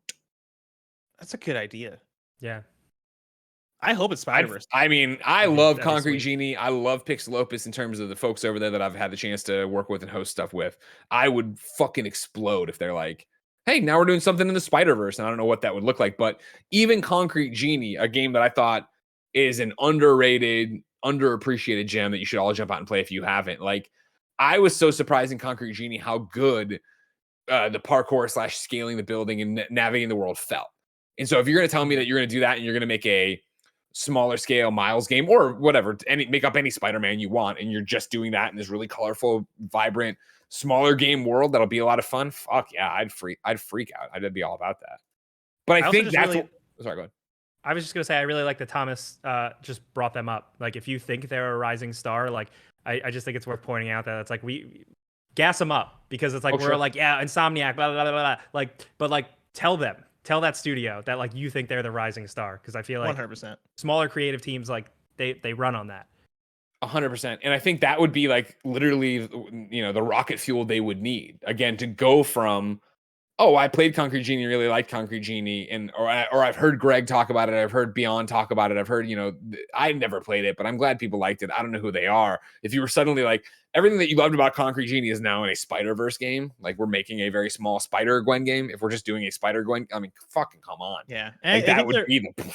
They're one of the few Sony studios right now that are in a, I guess a place where they're primed for a big change or innovation, right? Like I look at them and I think we like Concrete Genie, but I don't know how Sony PlayStation looks at Concrete Genie. I don't know if they want Pixel Opus to continue to put out those, but collaborating with Sony Pictures to put out something, even if it is of that same scale, makes more sense for how Sony works as a business, right? Like when you're talking about that scope of game, we're also talking about the Sifus of the world. We're talking about I forget. I guess Neon White isn't on Play. Or Stray, like the Stray type games, right? Like right now, for PlayStation to put out those kinds of games, they're doing that through partnerships, and they're doing that through even maybe getting those games on PlayStation Extra and stuff, right? But when it comes to first party, I think first party for Sony has to serve some kind of purpose in the way that they look at it. And so yeah, putting them on a Sony Pictures thing makes sense, and I think could allow them to find a groove that makes them, I guess, useful for the business as while at the same time still able to be creative and have that same indie energy, right? And for me, it's them, and then also Media Molecule is the other one where I'm like, all right, what are they going to do next? Like, what's up next for Media Molecule? Because Dreams, I don't think hit for PlayStation the way that we're in the Dream shirt. The way that PlayStation probably wanted to hit that game, wanted that game to hit. But then we get into the weeds. Then we start getting in the weeds, man, where it's like, so for you're like, you wonder what PlayStation thinks of Pixel Opus, right? And Concrete Genie. I bet they're happy because I think that Concrete Genie is a step up from Entwined. They knew that they were buying funding a smaller team, right? That was making games with heart, I think is their slogan and stuff like that. Like they knew they were getting that. And so I think they're in the positive direction on that. And then if you can get them into something that, again, connect them with an IP that is going to get them on another level, very similar, I feel, to Insomniac, right? Of like, here's Spider-Man. If you didn't know these guys are awesome, you didn't play Sunset Overdrive for some reason, here's, you know, that kind of locomotion here. To then, you know, turn it around and be like, okay, cool. What did they expect from Dreams? And I have to imagine, and like, you know, obviously Dreams has been gestating a long time. There have been shakeups and changes and leadership, you know, all sorts of stuff over there. Dreams had to have been funded with them knowing that this is going to be a hopefully lost leader. And I guess maybe it's not even that, right? Because I think the industry would sit there and tell you Dreams is cool. And obviously Dreams has a dedicated community that goes and plays it. And I, you know, every time we boot up Dreams and do something with it, I enjoy it. But I never sit down and I'm like, you know what I want to do today? Go into Dreams and find something to play or go see what cool things happening. I want to sit down and I want to play X, Y, or Z that I know is going to be great. Yeah, I think my thing is with both Pixel Opus and Media Molecule, you know, I think those arrive at PlayStation during a Sony of a different era. Or I don't know when Pixel Opus was acquired by PlayStation, but I assume early PS4, I guess with Entwined. Or actually, were they acquired before or during that Entwined era? Because that would have been late PS3. Hold on, I'm throwing it back up for you. It was established in 2014 as an in-house studio for Sony Interactive. Okay, so that's not super long ago, but that's still long enough ago to where I think PlayStation today is different from the PlayStation of 2014, right? And I think, like, you know, Entwined was Entwined. Concrete Genie, I think, was a step up. And for PlayStation, you probably look at that and they're like, oh yeah, Pixel Opus is doing their job. They're putting out really cool, smaller games. I do wonder a 2022 Sony / PlayStation looks at them and probably are like, all right, cool. Now, what do we do with you now? Because we like you as a studio. You're doing a great job, but do you fit in the 2022 ethos of what PlayStation is? I do think that them partnering with Sony Pictures puts them more in that ethos of, cool, you are serving the purpose of turning one of these animation movies, or like partnering with the studio to make something cool and different, and prop up an IP. So I think it can and does make sense that way. And then the final one I want to call out here is, we're talking about the glow up. Jack Martin's talking about the fall down. If we're talking about the inverse, Sony Ben might fit that bill. Going dark on console games for years, then coming out with Days Gone clearly didn't move the needle in a positive direction. It's fair. Is it fair? Like, don't get me wrong, Sony Ben I don't think is like the premier PlayStation first studio. But I don't know if they're like Days Gone, even though I didn't enjoy it, right? I still finished it. It was like, I hope they do Days Gone too. Like the next thing Ben does, I'm going to be like, oh, let's see what, I can't wait. Like I want to know. I think the world's really impressive. I think, their animations were really cool. I think that you can go on of all the things that I thought Days Gone did well. And it would be like, all I want you to do is take the feedback of what people didn't like about that game and apply it to it and see what you come up with. Like, I'm excited to see what their new IP is. I mean, but I don't look at them as like, oh, what a bunch of fucking failures. Yeah. And that's the other thing too, is right. Like you're coming off of making, Uncharted on Vita and then Siphon Filter on PSP. Like it's another one, I think, where so many of their peers in Sony Studios had graduated and gone to different levels. I feel Sony Bend was always kind of forgotten, right? Like they were an early hit with, hey, we're making Siphon Filter on, PS1 I'm talking about and what that was. And then they got into PSP and Sony needed them for PSP and God bless them because they were doing the Lord's work out there. But we start talking about being with a smaller audience. And I think people start to forget who you are, or those things are. And again, man, those were great games those were great PSP games. Like, you know what I mean? I enjoyed them a lot at the time on my PSP. I don't know if I would have stacked them up against whatever else was happening on the PS2 or PS3 for concurrently. I'm so glad that they ended up, they were just working on Vita games, smaller games, and then they at least did graduate back to kind of what they were doing with the original Siphon Filter, where it was like they were making something that's kind of a big deal. Days Gone, like even if I thought it was pretty decent, but like it is a big deal. It's a bigger budget, crazier, huge thing.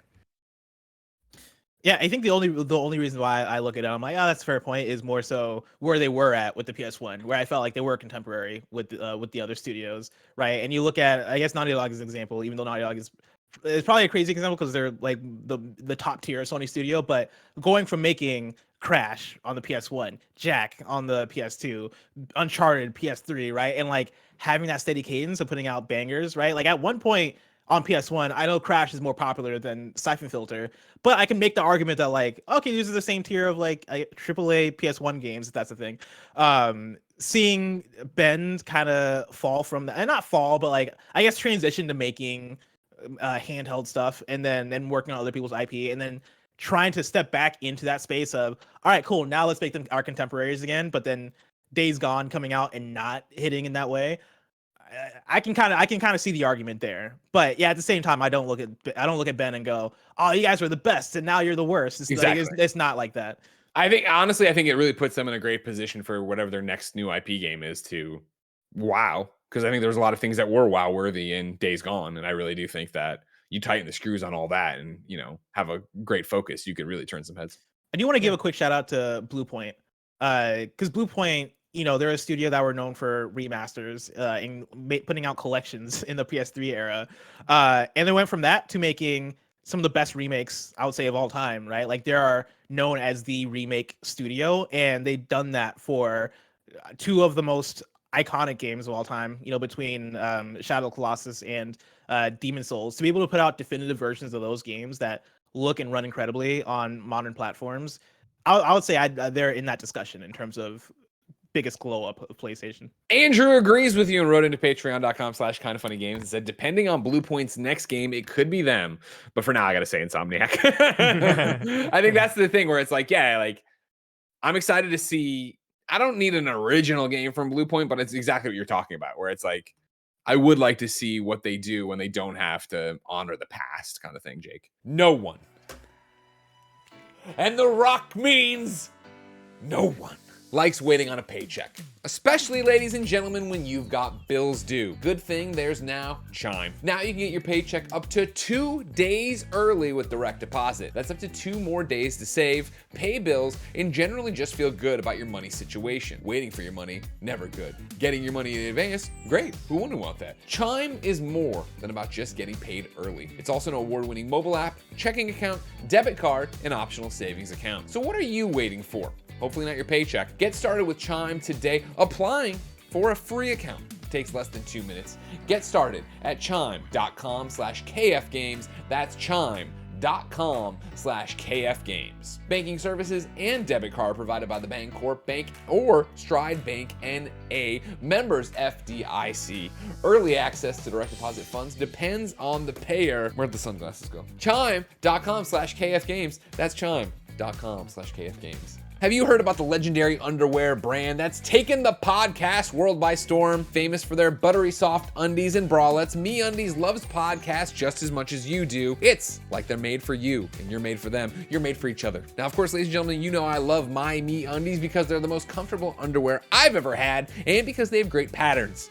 As the king of Halloween, my candy corn pair never fails to make me smile. Everyone knows MeUndies for their super soft undies and comfy bralettes, but did you know they also make other stuff? We're talking about durable, cushy socks that will make your feet sing. They even make hoodies for your dog so you can match every important person in your life. Available in sizes XS to 4XL and tons of colors and prints. MeUndies has a great offer for my listeners. Any first-time purchasers can get 20% off plus free shipping and returns. To get 20% off your first order, free shipping, and a 100% satisfaction guarantee, go to MeUndies.com/KindaFunny. That's MeUndies.com/KindaFunny. Let's talk about who's got the definitive answer. It's clearly Housemark. Jake, vote with me and end it. Insomniac, sorry. Howard. Yep. I'm going Gorilla. Wow. All right, hold on. We can do the chat then. I'll do a poll here in the chat, all right? Trogs, people who are watching live on patreon.com/KindaFunnyGames, you get to pick the best PS Studio glow up. Now I'm spending a lot of time writing it for some reason when I know you all know exactly. So it was what? We had Insomniac, Gorilla, and then Housemark. Housemark, yeah. H-I-G. Okay. I want to make sure it's fair. You know what I mean? I'm gonna put it alphabetical. Housemark. Boom. Insom. I'm just putting Insom. You know what it means, chat. And then Gorilla. He's trying to rig it. He doesn't want to. I'm not trying to rig it. Don't be like that. Don't be like that. All right.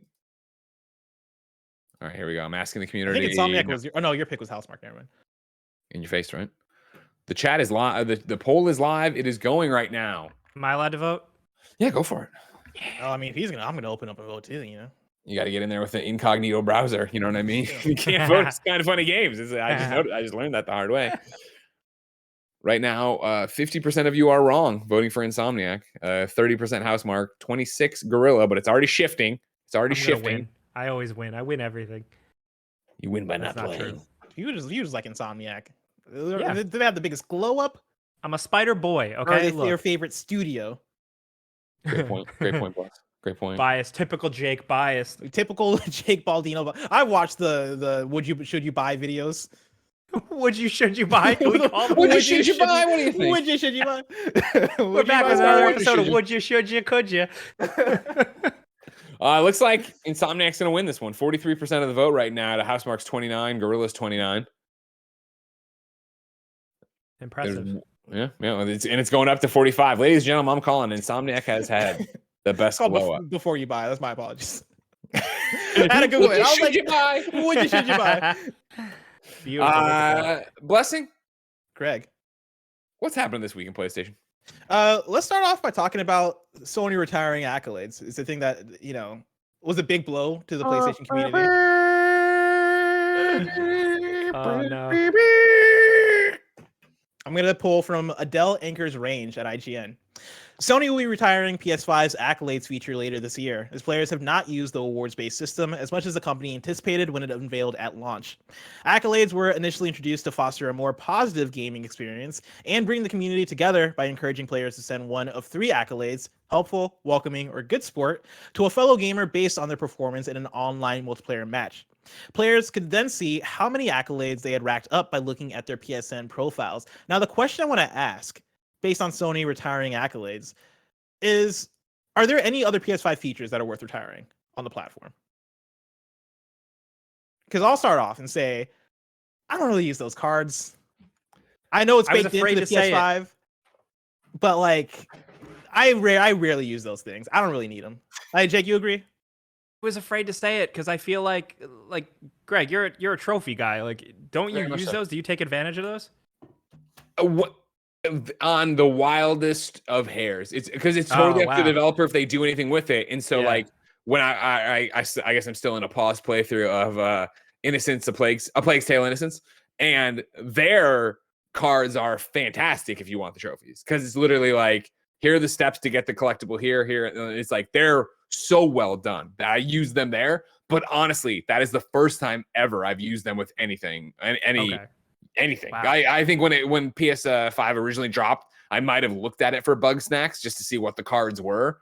But it was like, bring a bunger over here, and it's like, it wasn't like about the trophy even. It was just about doing your objective. I was like, I don't need this. So no, I don't.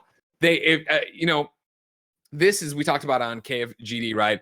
It's just been fat, and it sucks that at the launch of the PlayStation 5, they felt like they needed bullet points so that you go in and put stuff in here thinking, well, gaming's toxic. So if we put these things in here, it'll show we're trying to make it less toxic and maybe will inspire good. And it's like, nobody was ever going to do this from the jump. We all knew nobody was going to do this. Why'd you waste your time with this? And I feel bad for the people who were assigned this and tried to make it cool and tried to do their thing, and it just didn't happen.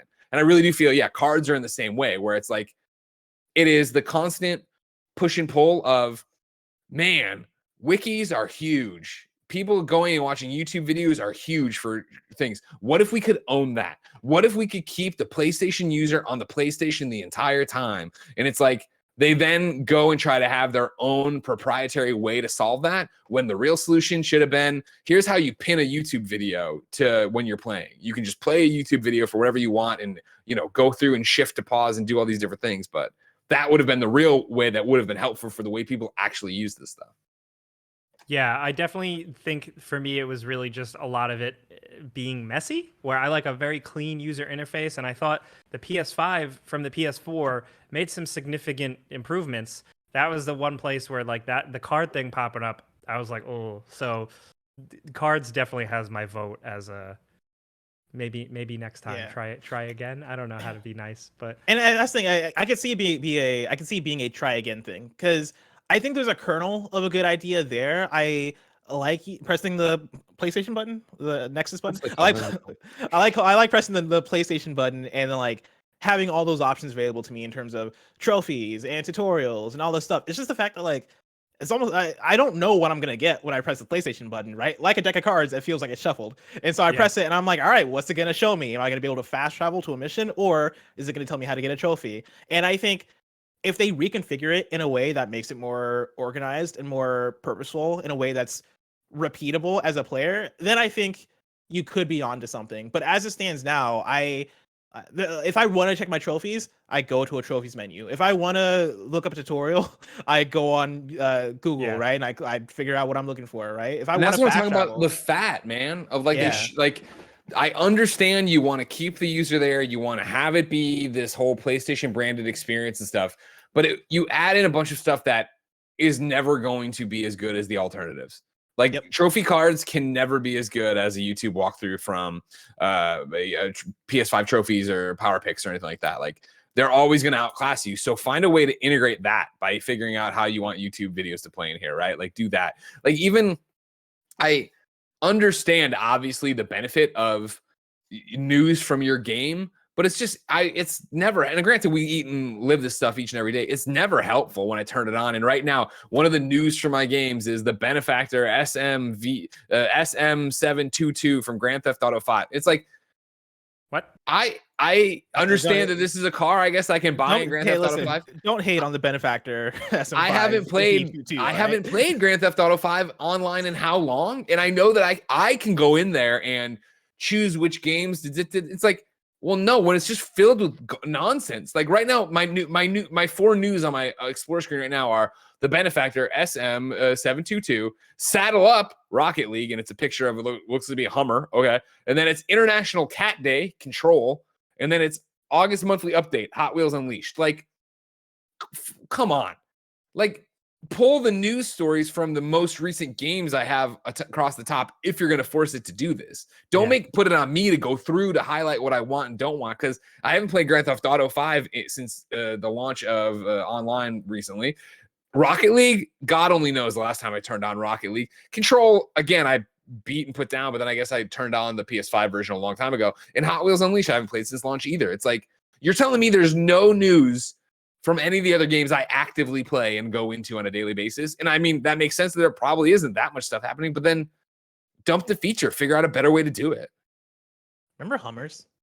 I do remember Hummers. Schwarzenegger loved them, remember? I used What, to the vehicle? Oh yeah, the car. I got, because Greg talked about the Hummer from Rocket League. I got made fun of I was in middle school. I was definitely middle school. My dad got me a backpack that was like one of those rolling backpacks, but it looked like a Hummer.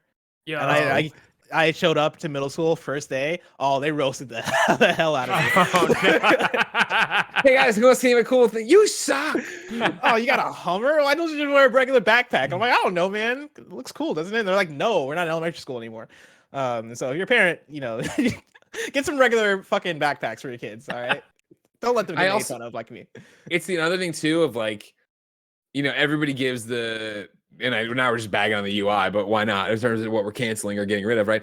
Everybody I know complains about like you can't just hold the PlayStation to power it off like you could the PS4 and PS3, which I agree with. That needs to come back, because I hate when I'm doing this, especially during a remote play, and I do it and it pops up, but then I have the bar of remote play garbage at the bottom that I have to hide or whatever. But it's also really silly, I think, that they let you customize what pops up there on your hotkey, your hotbar, to an extent.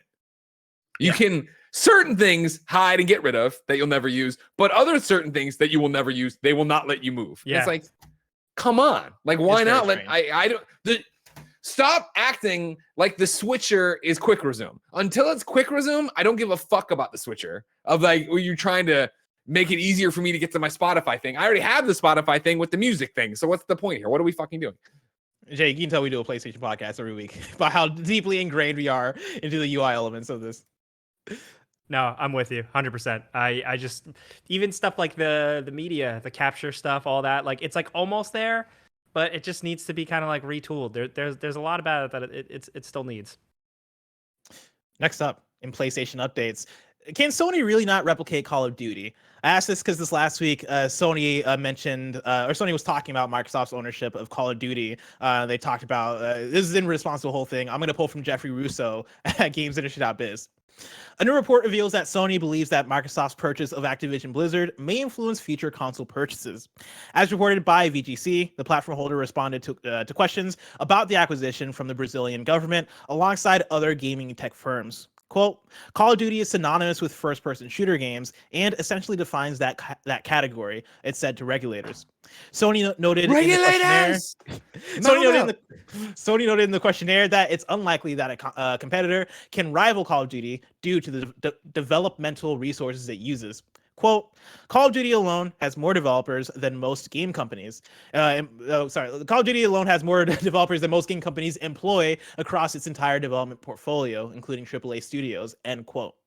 They then continue by saying, Call of Duty is so popular that it influences users' choice of console, and its community of loyal users is entrenched enough that even if a competitor had the budget to develop a similar product, it would not be able to rival it, end quote, Sony explained. And I find all this fascinating. Of course, this is kind of part of this is business as usual, as Microsoft has acquired a gigantic corporation, and so they need to go through all the checks and balances in each and every one of these countries. And so that is why Brazil and other organizations are talking to Sony, talking to Xbox, talking to all these people. I'm glad Brazil is standing up to this. Yeah, Brazil is going to put a stop to monopolies. Yeah. But that's why they have to give all these comments and saying like, oh yeah, this is what this means for the industry. This is what's happening, right? And of course, Sony is going to go, yeah, nobody can replicate Call of Duty. Call of Duty is very, very important. It's going to pull audiences away. It's kind of a natural thing for them to say in this scenario. But I do find it fascinating, the idea that they say Call of Duty is synonymous with first-person shooter games and essentially defines that category. Then going on to say, Call of Duty alone has more developers than most game companies employ across its entire development portfolio. And then going on to say that even if a competitor had the budget to develop a similar product, it would not be able to rival it. How much truth is in that? I think a lot. I think Call of Duty is a behemoth. It's just this insane, wild thing that just keeps going, and they churn it out every year, and they do it with tons and tons of teams, and it just continues to become a monster. So even if it does eventually start to fizzle out, I think even if it totally fucks up, screws something up, it's going to take years for that statue to actually fall. So I like it. Makes sense that it's like Sony's going to these regulators and they're like, no, guys, you don't understand. Call of Duty is like a really big deal. Like that's straight up like how they're sounding. And I think they're right. I think it's a monster. I don't think they're lying at all on it. Like I think for sure, I think they're right on the money on it. And I think that, yeah, like obviously you're coming in and speaking to government officials, right? And trying to explain video games that they probably know nothing about. So I don't think there's hyperbole in here. I think this is spot on, right? Of like, yes, Call of Duty is synonymous with first person shooters, period. And yes, it defines the category. It has more developers than most game companies. Yes, every one of these gosh darn studios that's passing the baton around trying to get this done. And even if a competitor had the budget to develop a similar product, it would not be able to rival it. I agree with that. In the chat live, Parker Petrov says, that was a hilarious quote. They're saying if they gave Naughty Dog the same budget and funding and staff as Call of Duty, they wouldn't be able to replicate or improve.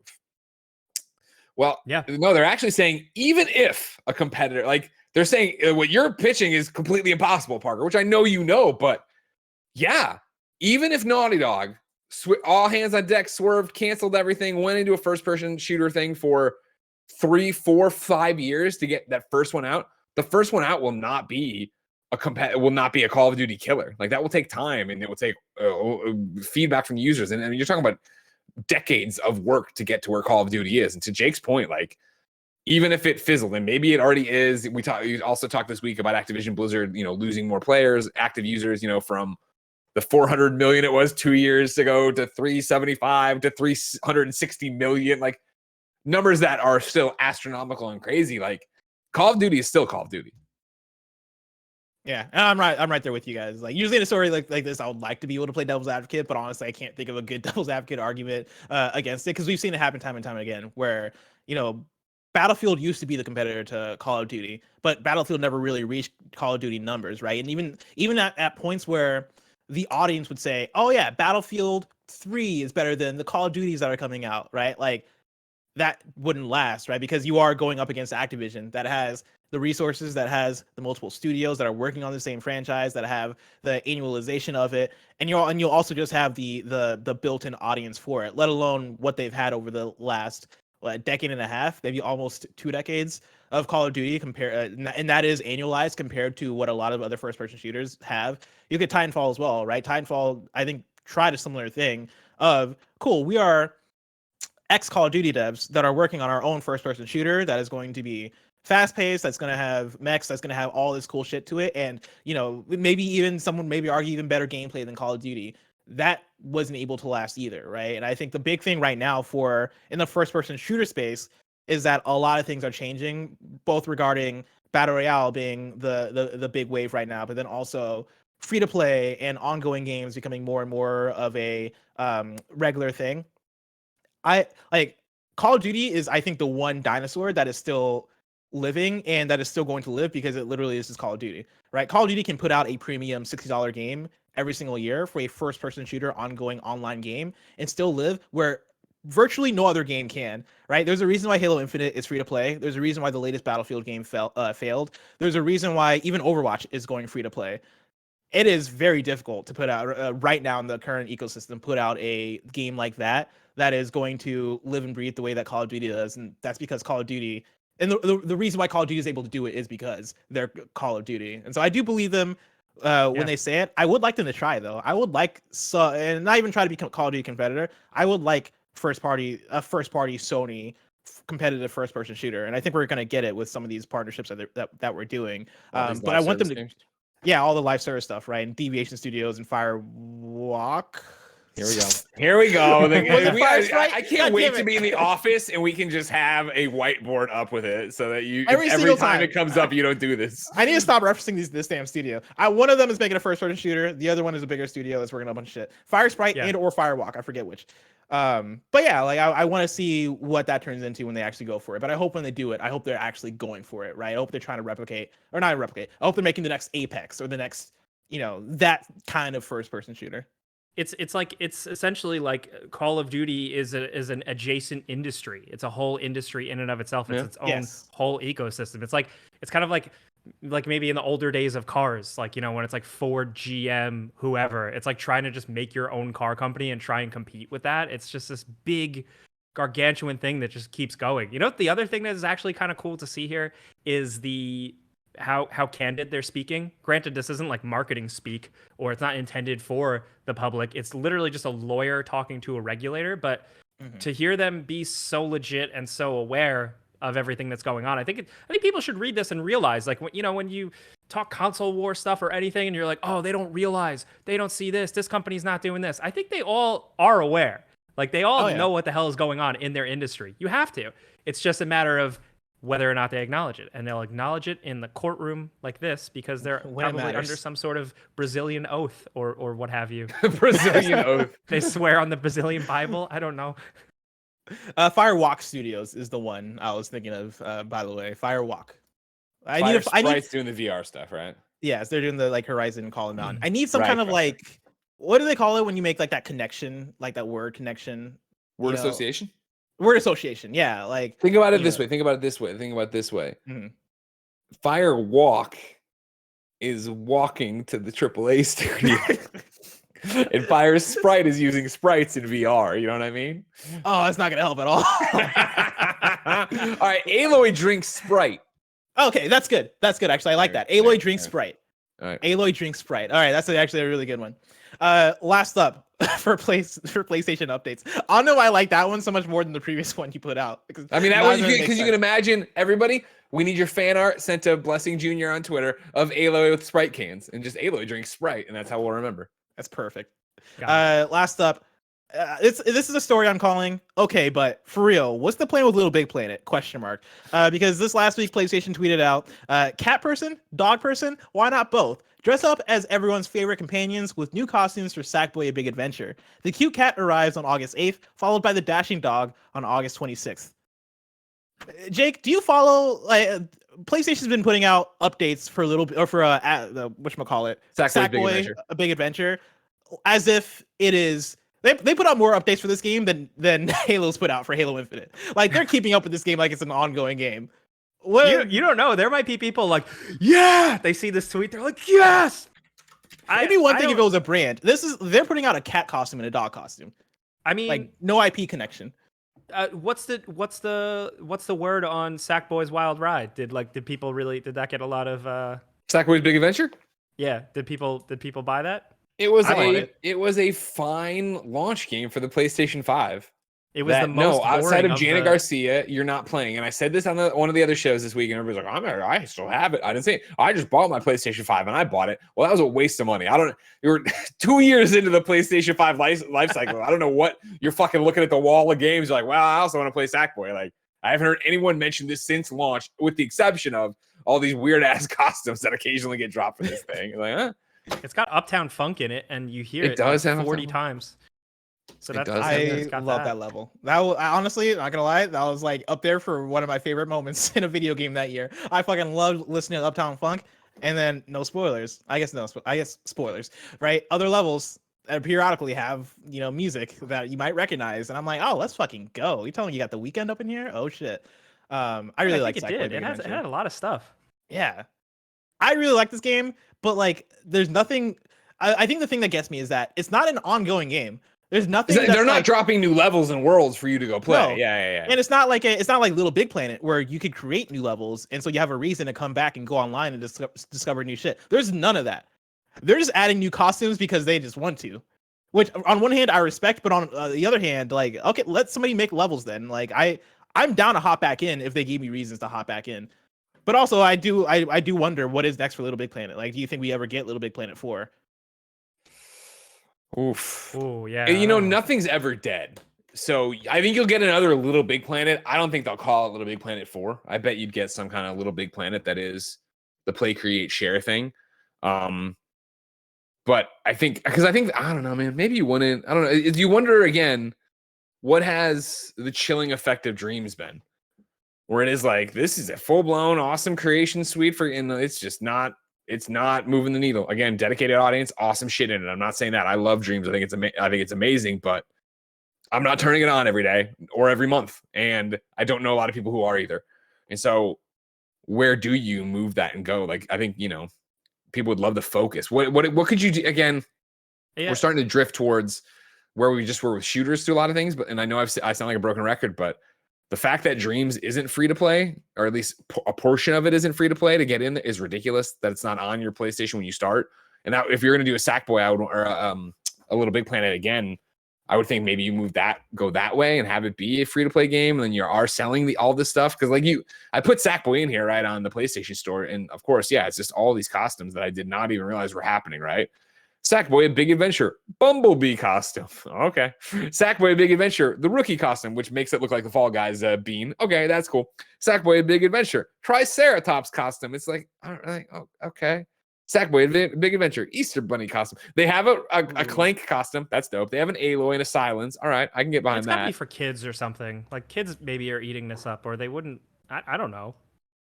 I mean, I guess there's not that many like first party kiddie games on the platform, so maybe that is what they're banking on. Maybe they do think maybe there is data or stats that are saying that, like, nah, man, kids keep booting this thing up, so we're just giving them more reasons to hop in and change the costumes that they like. As PlayStation experts, like, what do you guys see as the future of specifically the Little Big Planet brand? Is it 100 Sackboys drop onto an island, or is it like, if they made a Fall Guys that was Little Big Planet? I think that'd be because I feel like Astro's eating this dude's lunch now. 1,000%. Sackboy, go to bed, man. Jake, I mean, you couldn't be more accurate, and that's the whole thing where it's like, even to go back to Little Big Planet, like 1, 2, 3, right? Like Little Big Planets, Sackboy became a mascot that was adored, and you could go to Toys R Us and there was toys on the shelf. And I remember hearing during Beyond stories of, like, teachers who their kids liked Sackboy. They didn't know the game or anything, right? Like, Sackboy is an iconic PlayStation thing. And I think they're in a very interesting place where Astrobot is an amazing game. Like, honestly, we have to be thundering towards Sackboy versus Astrobot, or Sackboy Cross, whatever, them uniting and doing something together. Civil War. And you do, and having a cooperative platformer where one of you is Sackboy and one of you is Astrobot. So Sackboy picks up Astrobot to make him a bigger deal, and we then get an awesome Astrobot platforming / Sackboy game. I mean, this reminds me of Toy Story, right? Where, like, right now Sackboy is Woody, whereas Astrobot is Buzz. And it was weird how good that works. Actually, that works really well. But yeah, like right now Buzz is the new hotness, and Woody is just chilling there, like, oh man, does Andy love me anymore? In this scenario, we're Andy, not Cortez, the Andy from Toy Story. Sure. And yeah, like I think that could be a cool thing, right? I would like to see some kind of collab game, but in the scenario where they don't do that, right? Like, I would think that, well, I guess you're just making Sackboy's Big Adventure 2, and that does fine, right? And then, like, maybe a Little Big Planet. Making a Sackboy Big Adventure. No, you don't think so? They put out 2 next. They're not to do whatever. If they're doing it, it's got to be so calculated, drastically different. Again, you think so? Because I think that game was like a solid good. Yeah. Right? Like, but I mean, let's talk about PlayStation, what we're talking about, right? Of, like, PlayStation first party studios don't put out solid good games. Mm-hmm. When they do, it's what we've seen with Sony Bend, which, to your point, Jake, isn't a bad game. It isn't a horrible game.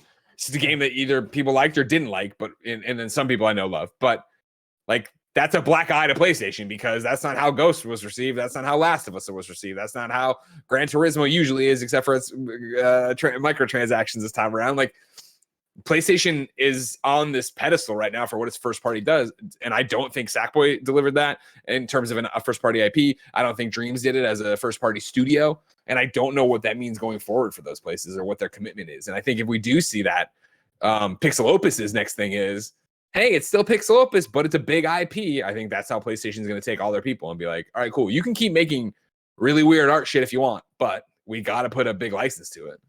Yeah, they better get creative, or we're gonna see Sackboy as the new player skin in like For Honor or something. Sure. Did you see Sackboy joins the fray. You see an Iron Man and like Thanos Assassin's Creed Valhalla armor today? What? Yeah. Oh yeah. Your What? boy about to put 60 more hours in, guaranteed. I'm gonna turn that on, and then it'll be 3 Wait a weeks minute. later. I'll be like, Hey, oh my god, I can't do I'll it. see if I can find it and maybe send it to Roger, because I was watching that video. It almost made KFGD, but I was like, Greg's not here to talk about it. Me and Tim will have shit to say. I tweeted it early. Oh, yeah, he's already got it. Look at that. Oh, there it is. See, that's where we pay Roger the big bucks.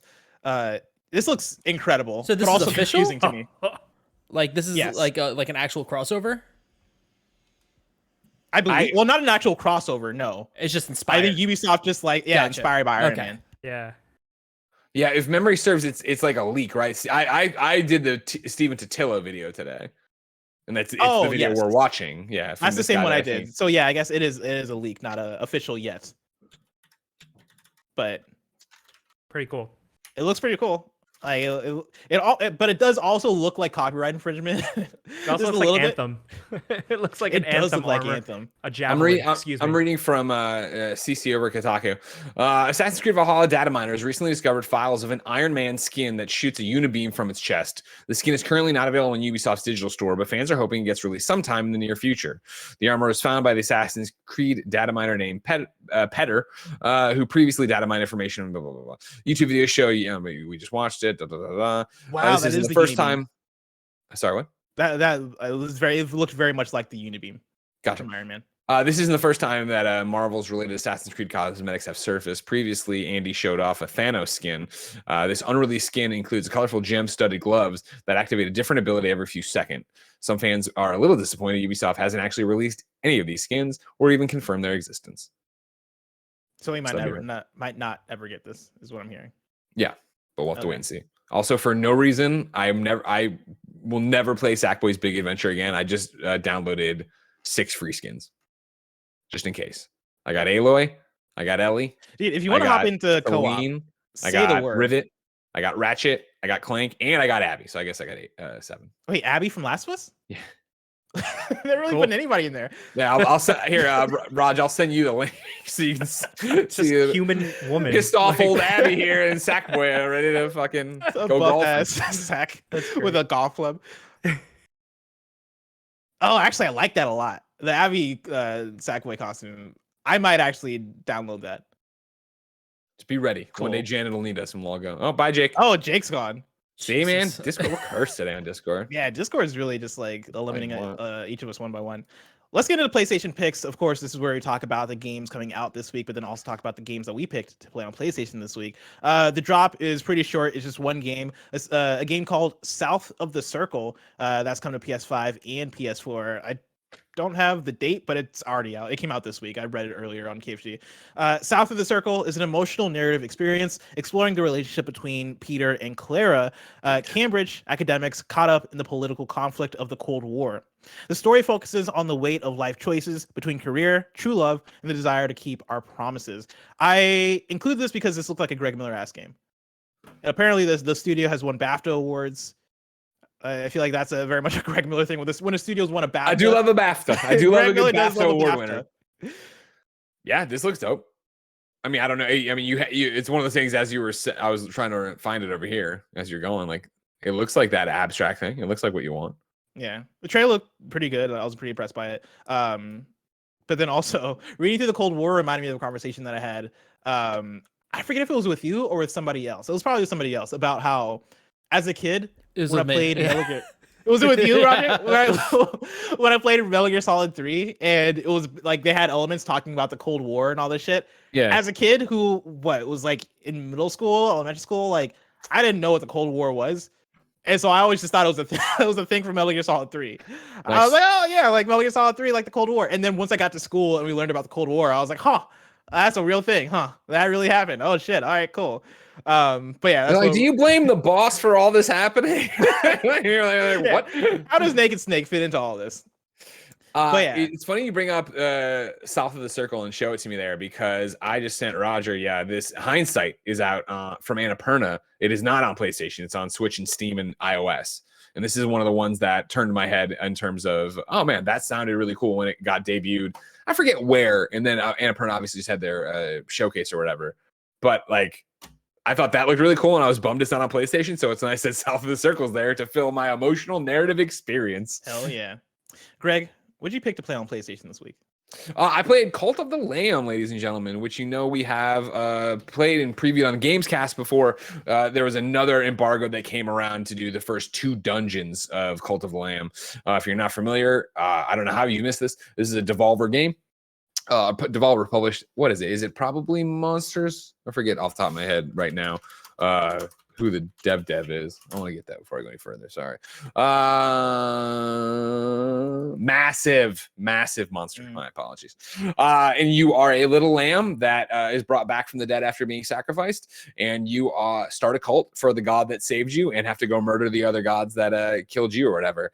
It is they call it a approachable roguelite, where you go into these dungeons, you kill a bunch of stuff, you get resources, you come back out, and you build up your cult. So you're building up sleeping bags for them that you then upgrade to be tents that'll have benefits and more rewards to it. You're learning, you preach sermons to the cult, which raises their loyalty to you. They pray to you. You use that to level things up. What Roger's showing right here is in game, where you have these what do you call them? I don't want to say totem cards, but that's not right. What do the fortune tellers do with the cards? What are those called? Tarot cards. Tarot cards. Thank you very much. That you collect throughout the dungeon runs that then give you for that run, whatever buff or debuff to at your leisure pick up and influence what you do. I don't want to go too deep on it. It comes out next week. Clearly, we'll be reviewing when it drops. Having a great time with it. We talked obviously about the first run we did of it on Gamescast. Bless you had played some of that, and Andy played some of it, and I played of it. So just getting more of that and seeing how those systems evolve, how you can go from having people are pooping, these cult members, they eat the food you make them, then they get sick, maybe they vomit, maybe they poop it, so you got to make you eventually get to make an outhouse so they can do that. That's been like my biggest hindrance is, I really like roguelites, but then when it comes to the Animal Crossing style management games like that, that's where I tune out. And so, this is so much above like if you're an Animal Crossing fan, like I'm obviously a huge Animal Crossing fan. There's so much more management here. There is a lot of, and I'll be interested to see how it plays out through the game. There is a lot of busy work here, where it is like, I was like, oh, it's gonna be like Moonlighter, which you all know how much I loved, which is a game where you run a shop during the day, but at night you go dungeon crawl, and then the stuff you kill and collect there, you then sell in the shop when you come back. This is way more, at least in the start for these 2 dungeons, way more. All right, fuck the dungeons. I got to get this place running. I got to figure, I'm planting crops here. I'm watering the crops. I'm dropping fertilizer on the crops. I'm doing that, but I'm also going person to person and talking to them so that they give me their faith or whatever, so that I can then put that into the big thing to go to get now I got to do a preaching every morning to get that thing filled, to fill up. They toss so many trees at you of like, all right, you fill the thing and that does the thing to make your weapons more powerful and make your curses more powerful. Then you're going over here and you're unlocking new things in the settlement. That'll do the things over here. You're finding tarot cards throughout. Like, there is a lot going on in this game. And I think that's where I think that's where it's going to start splitting. Cause I assume you're probably more into that stuff. And that's the stuff where I'm like, I don't know how much of this game I'm going to end up playing. Cause I just want to get in the dungeons and crawl through and hack and slash. And then, I'm fine with some management, but yeah, after a while of picking up poop and then going to preach the word of God, and then building the devil, and then building up like tents and things for people to sleep in, and then going fishing and then cutting down the tree. I'm like, okay, this is enough. Enough is enough. I came here for a hack and slash, and this is not the kind of game that I don't want to sound like a negative thing. I think it's more so of like what I'm looking for as a player thing versus what you might look for as a player. Yeah. So as you describe it, I'm sure you're saying these things as like positives, but yeah, in my after playing 6 hours, I'm like, oh man, I don't know if I'm going to end up seeing this all the way through. What's interesting about it is I think the more I've played, and I'll be interested to see how it develops with the full game, the more I'm like, you know what? I'm not thinking of this like a cult leader, right? Like, as you look through the things you're going to unlock, because you can see the trees, right? And what you're going on, like, you are sacrificing these characters to get benefits for your runs and do these things. And I think I'm thinking of it way too much like Animal Crossing. If I want you to have a good time here, I want everything to be fine. When in reality, I think I can probably get away really punishing these people a bit more because they're disposable and they're gonna go and they die. They get old and die, or they can get sick and die. It's like, You can be the kind of funny manager that you've always wanted to be. Exactly. Where I won't have this goddamn Eye of Sauron called the internet looking out for you fucks. You know what I mean? I can really grind you down.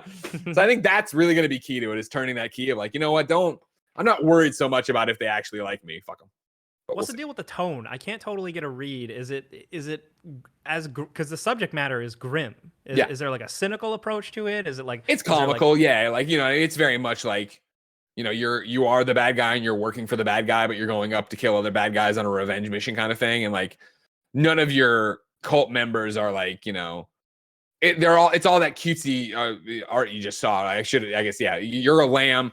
Everybody else is animals as well. So there's frogs and wolves and whatever hamster looking guys, just whatever. And again, they're all disposable and they churn through, and their needs and desires and even anger issues are so like very on the surface. So it's not really getting into like, nobody has shown up to be like, my daughter's here somewhere. you kidnapped my daughter into this cult and I need help. And like none of that's happening. It is very much like, you are a churnable currency that I'm going to use to get to what I need to go do.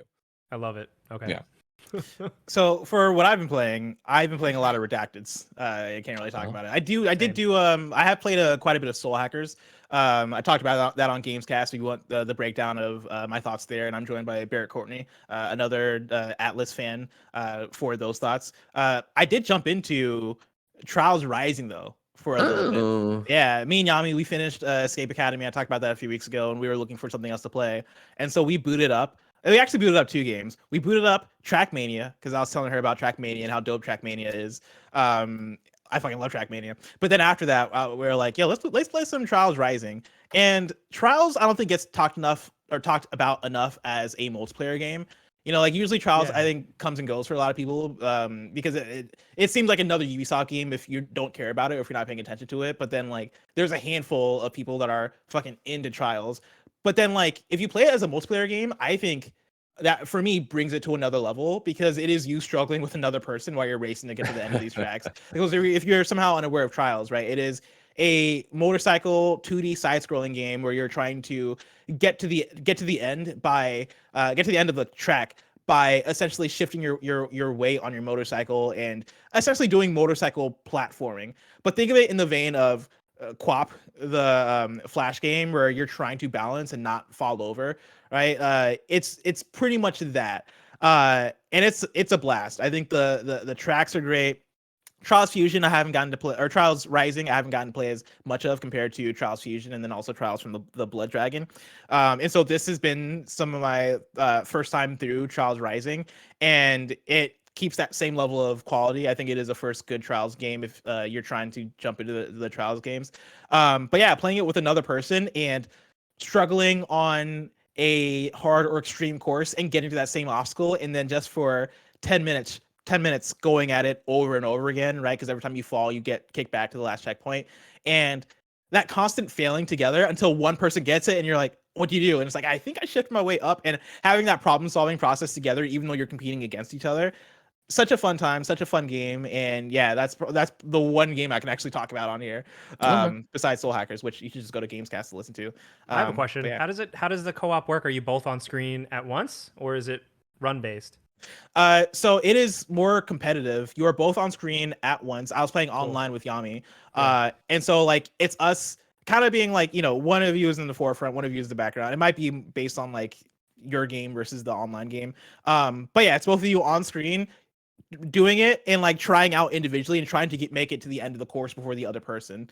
So it's framed just like a race, right? But like because of the nature of it, and because we're friends and like we're on voice chat together, it is us like starting off competitive, getting to a point where we're both stuck, and us being like, all right, how the fuck are like, what do we do here? Like, how do we get to this? And then like one person makes it, and then like it is kind of a hand reaching down, let's pull you back up kind of thing. But yeah, it's led to so much fun, and we've had multiple moments of like hilarity because somebody figures it out, but then as they get over an obstacle, they then don't make the landing, and so they get kicked back to like before the obstacle and have to figure out how to do it, and then also stick the landing. And there was one other one where she had gotten past an obstacle that we're both struggling with. She makes it to the next obstacle. I hear her struggling for like 10 minutes of how the fuck? I can't believe they want me to get past this thing. Like, I need to go between these two pillars. Like, how in the world am I supposed to do this? I then finally, after 10 minutes, get past the obstacle I was stuck on, get to the obstacle she's stuck on, and it's legitimately like, I look down, hop under it, and get it on my first try. And she's like, oh, that's what you're supposed to do? And like, yeah, she was struggling on this thing she didn't need to struggle on for 10 minutes.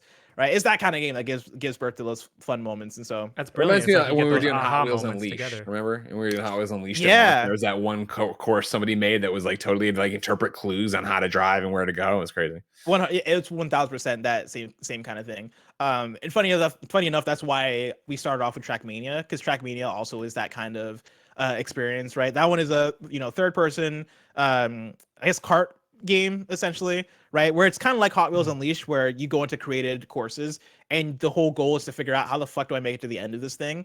But it is trial and error, and so you're constantly resetting to the checkpoint and figuring out how to get past the thing. Trackmania though is a bit more hardcore about it, I'd say. And when you're going through it, it is everybody's ghosts. So you're playing online, you're not really colliding with other people, which is great. But yeah, after a little bit of that, we're like, yo, let's hop into Trials Rising, because Trackmania can be hard if you're not a seasoned player. Neither of us are seasoned in that game. But yeah, Jake, what'd you pick to play on PlayStation this week? I've been playing Multiversus. Oh yeah. Multiversus. Yeah, it's a weird word, but it's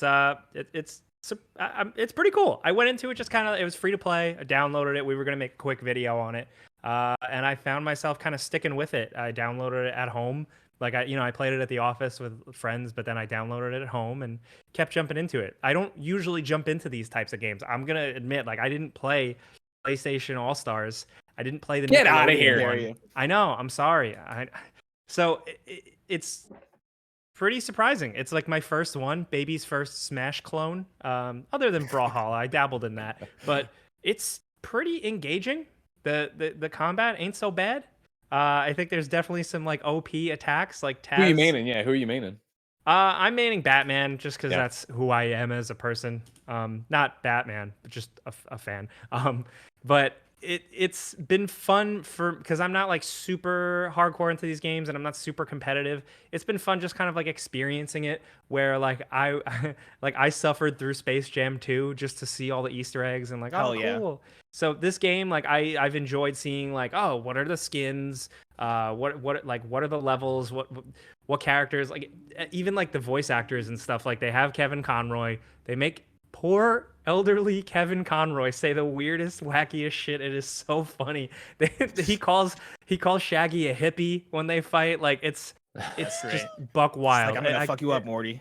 It's like that. It's like really zany, but also every character is very distinct. So there's kind of like a class system where there's like a tank character, if you will. Like Superman's a tank. Superman does heavy hits. He takes a lot of damage, but he's actually kind of slow, which is weird when you hop in as Superman. You're like, this is unacceptable. Why am I not fast? But once you start playing and once it starts kind of breaking down, you really kind of understand. There's more technical characters, like Bugs Bunny is kind of like a gadget mage type guy where he's just always throwing out tricks and devices and setting traps and weird stuff, and less about melee. And then there's just like the love of it all, the craft of it all. Like I grew up I grew up watching like reruns of old cartoons, Looney Tunes, Tiny Toons, stuff like that. So to see how Tom and Jerry works, where they're kind of like Duck Hunt Dog, where it's two characters playing as one, or like Mr. Game & Watch, it's like the animations are all around, Tom pursuing Jerry, and then the opponent is just getting hit in the crossfire. So like, oh, interesting. One of his main attacks is him like, why you little, and like reaching for Jerry and missing and hitting the enemy, or swinging a tennis racket and the little mouse guy ducks and then you hit the opponent. Like it's just like really creative little things like that. The Iron Giant is like fully represented. Wonder Woman's character model is really awesome. It's like I think some of the artists who worked on Disney Infinity worked on this.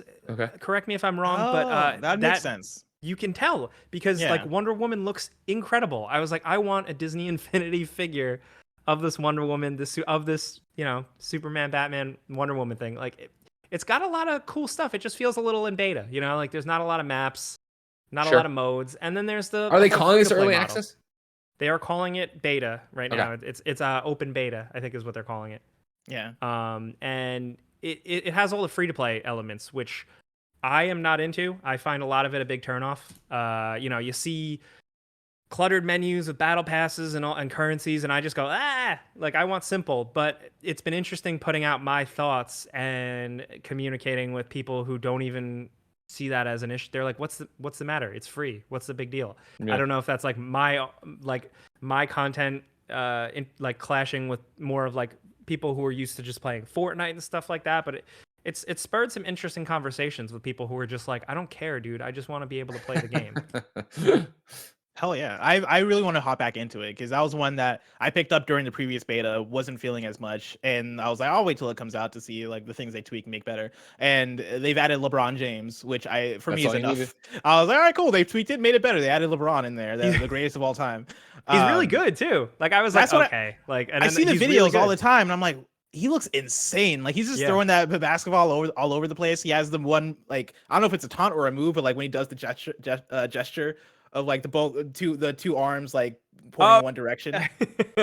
I keep seeing videos pop up of that with him and the ball and how the ball works. Like it's just like it makes everything really crazy on screen, which it's already like a hard game to follow. It's just a lot of shit going on, but it's cool, man. I don't know if it has the like so I'm notorious for not sticking with games super long. I don't know if it's like my rotten reviewer brain where I'm just always like, okay, what's next? On to the next thing. But yeah, but like I don't know if I'm gonna stick with this forever, but I do see myself jumping back in when they add characters because I mean, like they have like it's like dystopian how many things they own. They have a shit ton. Of properties. I never thought about it until recently when now I'm seeing videos of this game constantly pop up on TikTok and other platforms where when it first leaked that they're doing multiverses, I was like, really, WB? Like, who are they gonna put in multiverses? All right, cool. Bugs Bunny versus Arya Stark. All right, I'm sure that'll be fun. But now that we're here, I'm looking at the roster. I'm like, oh shit! All right, no, WB has the stuff. Like they have enough good IPs that they can put in here to actually make it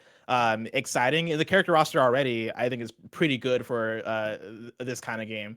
And like it's had that level of hype too, where people are excited about it. A lot of people are playing it, and I'm actually very surprised by how well it seems to be doing. I'm really curious to see if they continue to embrace the meme. Like they have this like Ultra Instinct Shaggy. They have Shaggy turn like Super Saiyan 3 or whatever. And like I want to see them embrace the meme more. Like they can have Tony Soprano in this game technically. Oh my They God. could be like Tony joins the fray and it's like Tony Soprano in like Disney Infinity art style. Let's do it. I mean, with like a ham sandwich or something. Like they could get Larry David, but then they have more Game of Thrones. There's so much. I mean, like Space Jam. Look at all the background characters. They could do any of that. Give me Euphoria is HBO, right? Euphoria is that Warner Brothers? Yeah. Give me Rue, because she was ruthless in that one episode. No pun intended. She was ruthless in that one episode this last season. I feel like she would be a strong contender for that game. The potential is wild. So like I'm really excited to see it just have some success just because I want to see them add more. I mean, like it popped off on, like you said, you saw it on TikTok a lot. It popped off on Twitch, I believe. Like it's out there. So I'm curious to see what goes down next. It's definitely something to look at. And I even prefaced it with like how technical it is and like I don't really know. I'm like, I don't think you're gonna see this at Evo, and I was corrected. People are like, no, this is gonna be at Evo.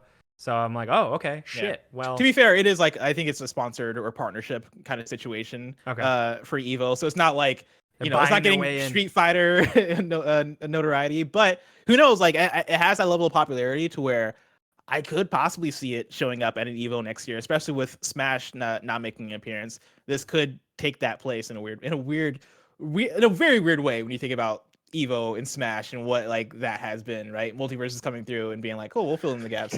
It's hilarious. But also maybe really they'll cool. put Batgirl in the game. to promote the new movie. Don't bring it up, Jake. Don't bring it up. Don't be that guy.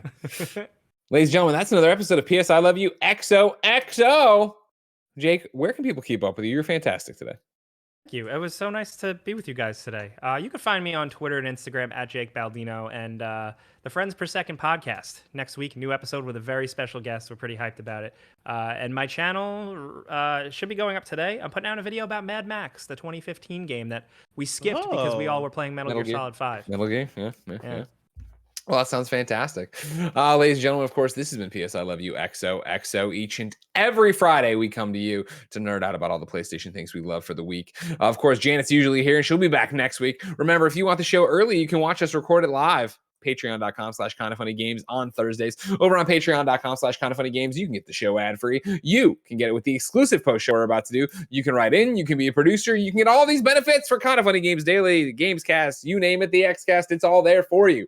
No matter where you're getting the show, thank you for your support. If you need a free version, youtube.com/KindaFunnyGames, roosterteeth.com, and podcast services around the globe. Of course, you get ads, you want to get the post show, you want to have as much fun as possible, but you still have a good time. If you want to go that extra mile for us, remember we have an epic creator code. It's called Kinda Funny. If you're playing Fortnite, buying V-Bucks on your PlayStation 5, if you're one of these PC players using the Epic Game Store, punch in Kinda Funny when you're checking out there for your creator code, and we will get some of the money, and it doesn't cost you anything.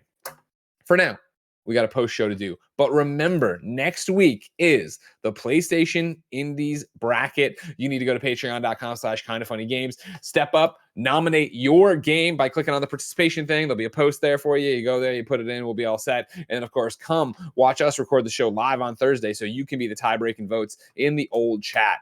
All on patreon.com/KindaFunnyGames, where you can get the post show we're about to do. But until next time, if you're not coming with us, it's been our pleasure to serve you.